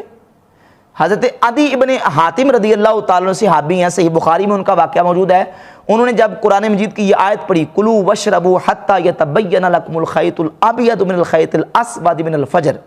یہ آیت پڑھی کہ جس میں ہے کہ کھاؤ پیو حتیٰ کہ سفیدی کا ڈورا سیاہی کے ڈورے سے ممتاز ہو جائے۔ اللہ رب العزت نے روزوں کے بارے میں حکم دیا، یہ آیت پڑھی اور دو ڈورے لیے، ایک سیاہ ڈورا اور ایک سفید ڈورا، اور دونوں ڈورے اپنے تکیے کے رات نیچے رکھ لیے، بار بار اڑتے ہیں ڈورے، دیکھتے ہیں کہ فرق نظر آتا ہے کہ نہیں آتا۔ ساری رات ایسے گزر گئی، صبح کے وقت نبی پاک صلی اللہ علیہ وآلہ وسلم کی بارگاہ اقدس میں آئے تو نبی کریم علیہ السلام نے انہیں فرمایا کہ تمہارے یہ ڈورے مراد نہیں ہیں، بلکہ قرآن نے جن ڈوروں کا ذکر کیا ہے وہ صبح کا اجالا اور رات کی تاریکی مراد ہے۔ تو صحابی بھی قرآن کی جو صحیح منشا اور مطلب ہے وہ رسول اللہ صلی اللہ علیہ وآلہ وسلم کی رہنمائی کے بغیر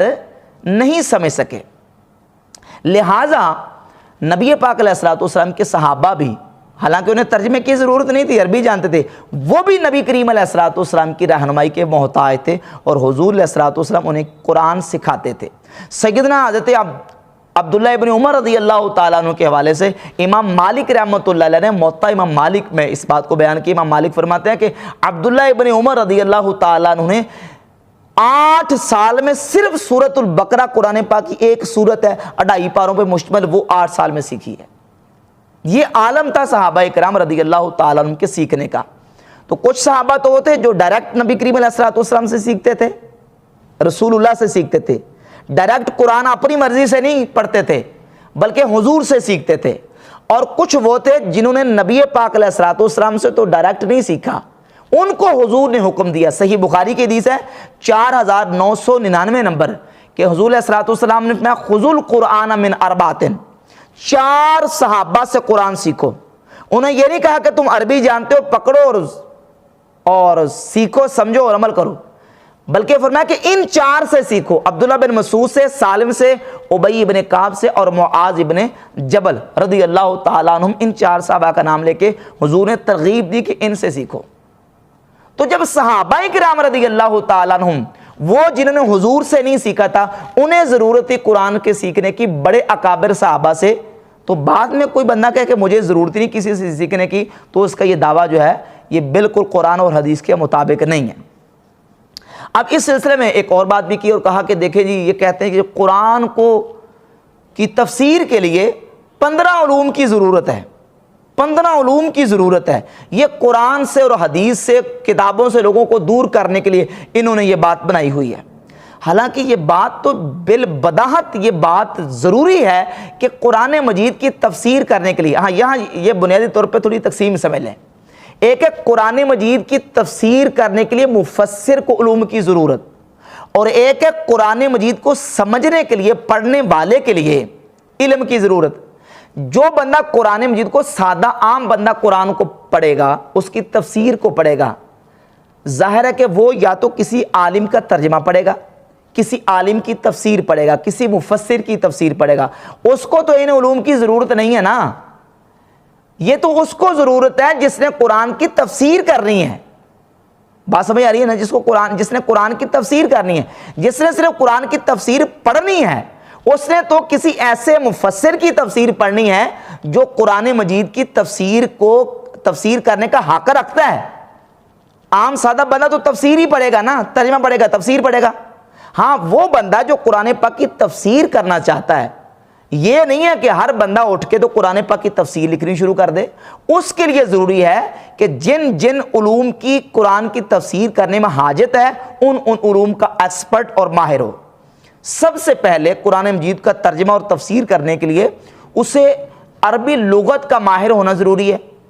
لغت عرب میں کون کون سا لفظ اور کون کون سا کلمہ کس کس معنی میں استعمال ہوتا ہے، اس کی ضرورت ہے۔ اس کا تو کوئی انکار ہی نہیں کر سکتا، کون انکار کر سکتا ہے؟ اس کا ضرورت ہے۔ اسی طرح قرآن مجید کے اعراب کا علم حاصل کرنا اسے ضروری ہے۔ کہ کون سا اعراب پڑھیں تو کیا ترجمہ بنے گا، حالت رفع ہو تو ترجمہ کیا بنے گا، حالت نصبی ہو تو ترجمہ کیا بنے گا، حالت جری ہو تو ترجمہ کیا بنے گا، اور یہاں کون سا اعراب پڑھنا ہے اس کا علم حاصل کرنا، یعنی علم نحو کا حاصل کرنا ایک مفسر کے لیے ضروری ہے۔ اسی طرح علم صرف کا حاصل کرنا بھی ایک مفسر کے لیے ضروری ہے۔ علم صرف میں کیا ہوتا ہے کہ اس میں بتایا جاتا ہے علم صرف میں کہ کون سا صیغہ کون سا کلمہ کس کلمے سے بنا ہے، اس کی بنا کیا ہے، اور صیغہ اور کلمہ بدلتے بدلتے آخر اس کی حالت کیا ہے۔ جب تک اس بات کا اسے علم نہیں ہوگا وہ اس کا ترجمہ ہی نہیں کر سکتا، اس صیغے کو سمجھ نہیں سکتا۔ جب صیغے کو کلمے کو سمجھ نہیں سکے گا اس کا ترجمہ کیسے کرے گا، ٹھیک ہے نا۔ اسی طریقے سے دیکھیں حدیث کو سمجھنے کے لیے علوم حدیث کی ضرورت ہے، اصول حدیث ہے، اسماء و رجال ہیں۔ علم حدیث جو ہے یہ حدیث کو سمجھنے کے لیے ضرورت ہے، جس طرح حدیث کا علم اصول حدیث اسماء و رجال حدیث کو سمجھنے کے لیے ضروری ہے، اسی طرح قرآن مجید کے جو علوم ہیں، قرآن مجید کی تفسیر کے جو اصول ہیں یہ ایک مفسر کے لیے سیکھنا ضروری ہے۔ قرآن مجید میں ناسخ بھی ہے منسوخ بھی ہے، ناسخ منسوخ کا علم ہونا ایک مفسر کے لیے ضروری ہے۔ قرآن مجید میں آیات محکمات بھی ہیں، آیات متشابہات بھی ہیں، ان کا سمجھنا ضروری ہے۔ قرآن مجید کی مختلف قراتیں ہیں، ایک مفسر کو قرآن مجید کی مختلف قراتوں کا علم حاصل کرنا ضروری ہے۔ قرآن مجید میں محاورت عرب کے مطابق بات کی گئی ہے، اسے محاورت عرب کا علم ہونا ضروری ہے۔ قرآن مجید فرقان حمید کی جو جتنے علوم ہیں، اصول تفسیر ہے، قرآن مجید قرآن کے کتاب اللہ کی جو اقسام ہیں، یعنی خاص ہے، عام ہے، مشترک ہے، مؤول، حقیقت، مجاز، صریح، کنایہ، ظاہر، نص، مفسر، محکم، خفی، مشکل، مجمل، متشابہ، ایک مسئلہ عبارت الناس سے، اشارت الناس سے، دلالت الناس سے، اقتضاء الناس سے، ان طریقوں سے مسائل ثابت ہوتے ہیں۔ یہ اصول فقہ اور کتاب اللہ کی اقسام اسے پتہ ہونا ضروری ہے، ان کی تقسیمات ایک مفسر کے لیے اس کا علم حاصل کرنا ضروری ہے۔ قرآن مجید سے کیسے احکامات کا استنباط و استدلال کرنا ہے، ایک مفسر کے لیے وہ استنباط اور استدلال کے طریقے ضروری ہیں۔ اس کا کون انکار کر سکتا ہے؟ اگر ان علوم پر مہارت نہیں ہوگی، ان علوم پر اگر اسے دسترس اور مہارت تامہ حاصل نہیں ہوگی تو وہ کس طریقے سے قرآن مجید فرقان حمید سے مسائل اخذ کر سکے گا، استدلال کیسے کرے گا؟ قرآن مجید میں علم عقائد بھی ہے، احکامات بھی ہیں، عقائد کو کس طریقے سے ثابت کرنا ہے، احکامات کو کس طریقے سے ثابت کرنا ہے، یہ ایک مفسر کے لیے ان علوم کا حاصل کرنا ضروری ہے۔ اور پھر کہتا ہے کہ فضائل اعمال میں لکھا ہوا ہے، یہ صرف فضائل اعمال میں نہیں لکھا ہوا، یہ آپ تفاسیر کی کتابیں اٹھا کے دیکھ لیں، مفسرین کو دیکھیں، ائمہ محدثین کو دیکھیں، یہ تو ائمہ محدثین مفسرین نے سب یہ باتیں لکھی ہیں کہ ان چیزوں کا علم جو ہے ایک مفسر کے لیے قرآن مجید فرقان حمید کی تفسیر کے لیے ضروری ہے۔ اب دیکھیں قرآن مجید میں حقیقت بھی ہے، مجاز بھی ہے، حقیقت، مجاز، استعارات، تشبیہات، تمثیلات، اور قرآن مجید ایک فصاحت و بلاغت سے بھرپور کتاب ہے۔ قرآن مجید میں عربی بلاغت کے اعتبار سے بات کی گئی ہے۔ جس بندے کو علم بلاغت کا علم نہیں ہے اسے حقیقت اور مجاز کی خبر نہیں ہے، استعارات و تشبیہات و تمثیلات کی خبر نہیں ہے، وہ کس طریقے سے قرآن مجید کی بلاغت کے ان چیزوں کو سمجھ سکے گا؟ سمجھ نہیں سکے گا، سمجھے گا نہیں تو تفسیر کیسے کرے گا؟ لہذا ایک مفسر قرآن کے لیے جو جو علوم ضرورت ہیں ان علوم پر مہارت تامہ اور کامل دسترس حاصل کرنا اس کے لیے ضروری ہے۔ ہاں، ایک عام سادہ آدمی جب قرآن کو پڑھتا ہے، اس کی تفسیر کو پڑھتا ہے، تو ظاہر ہے وہ اپنی طرف سے تو نہیں پڑھے گا نا۔ اگر وہ ڈائریکٹ اپنی طرف سے ترجمہ پڑھ کے تو اپنی طرف سے مفہوم اخذ کرتا ہے تو پھر تو یقیناً وہ گمراہی ہے، دلالت ہے۔ اور اگر وہ قرآن مجید کی تفسیر وہی لیتا ہے جو معتبر اور مستند مفسرین نے کیا ہے تو پھر اسے علوم کی اسے ضرورت نہیں ہے، کیونکہ اس نے تو لینا ہے مفسر سے، عالم سے، کسی مفتی سے، کسی مجتہد سے، لہذا اسے ان علوم کی ضرورت نہیں ہے۔ تو یہ جو کہتا ہے کہ کتابوں سے دور کرتے ہیں، یہ بالکل بہتان لگاتا ہے۔ ہم تو کہتے ہیں کہ کتابیں پڑھیں، لیکن کتابیں ان لوگوں کی پڑھیں جو صحیح العقیدہ مستند عالم ہوں اور مستند جو ہے وہ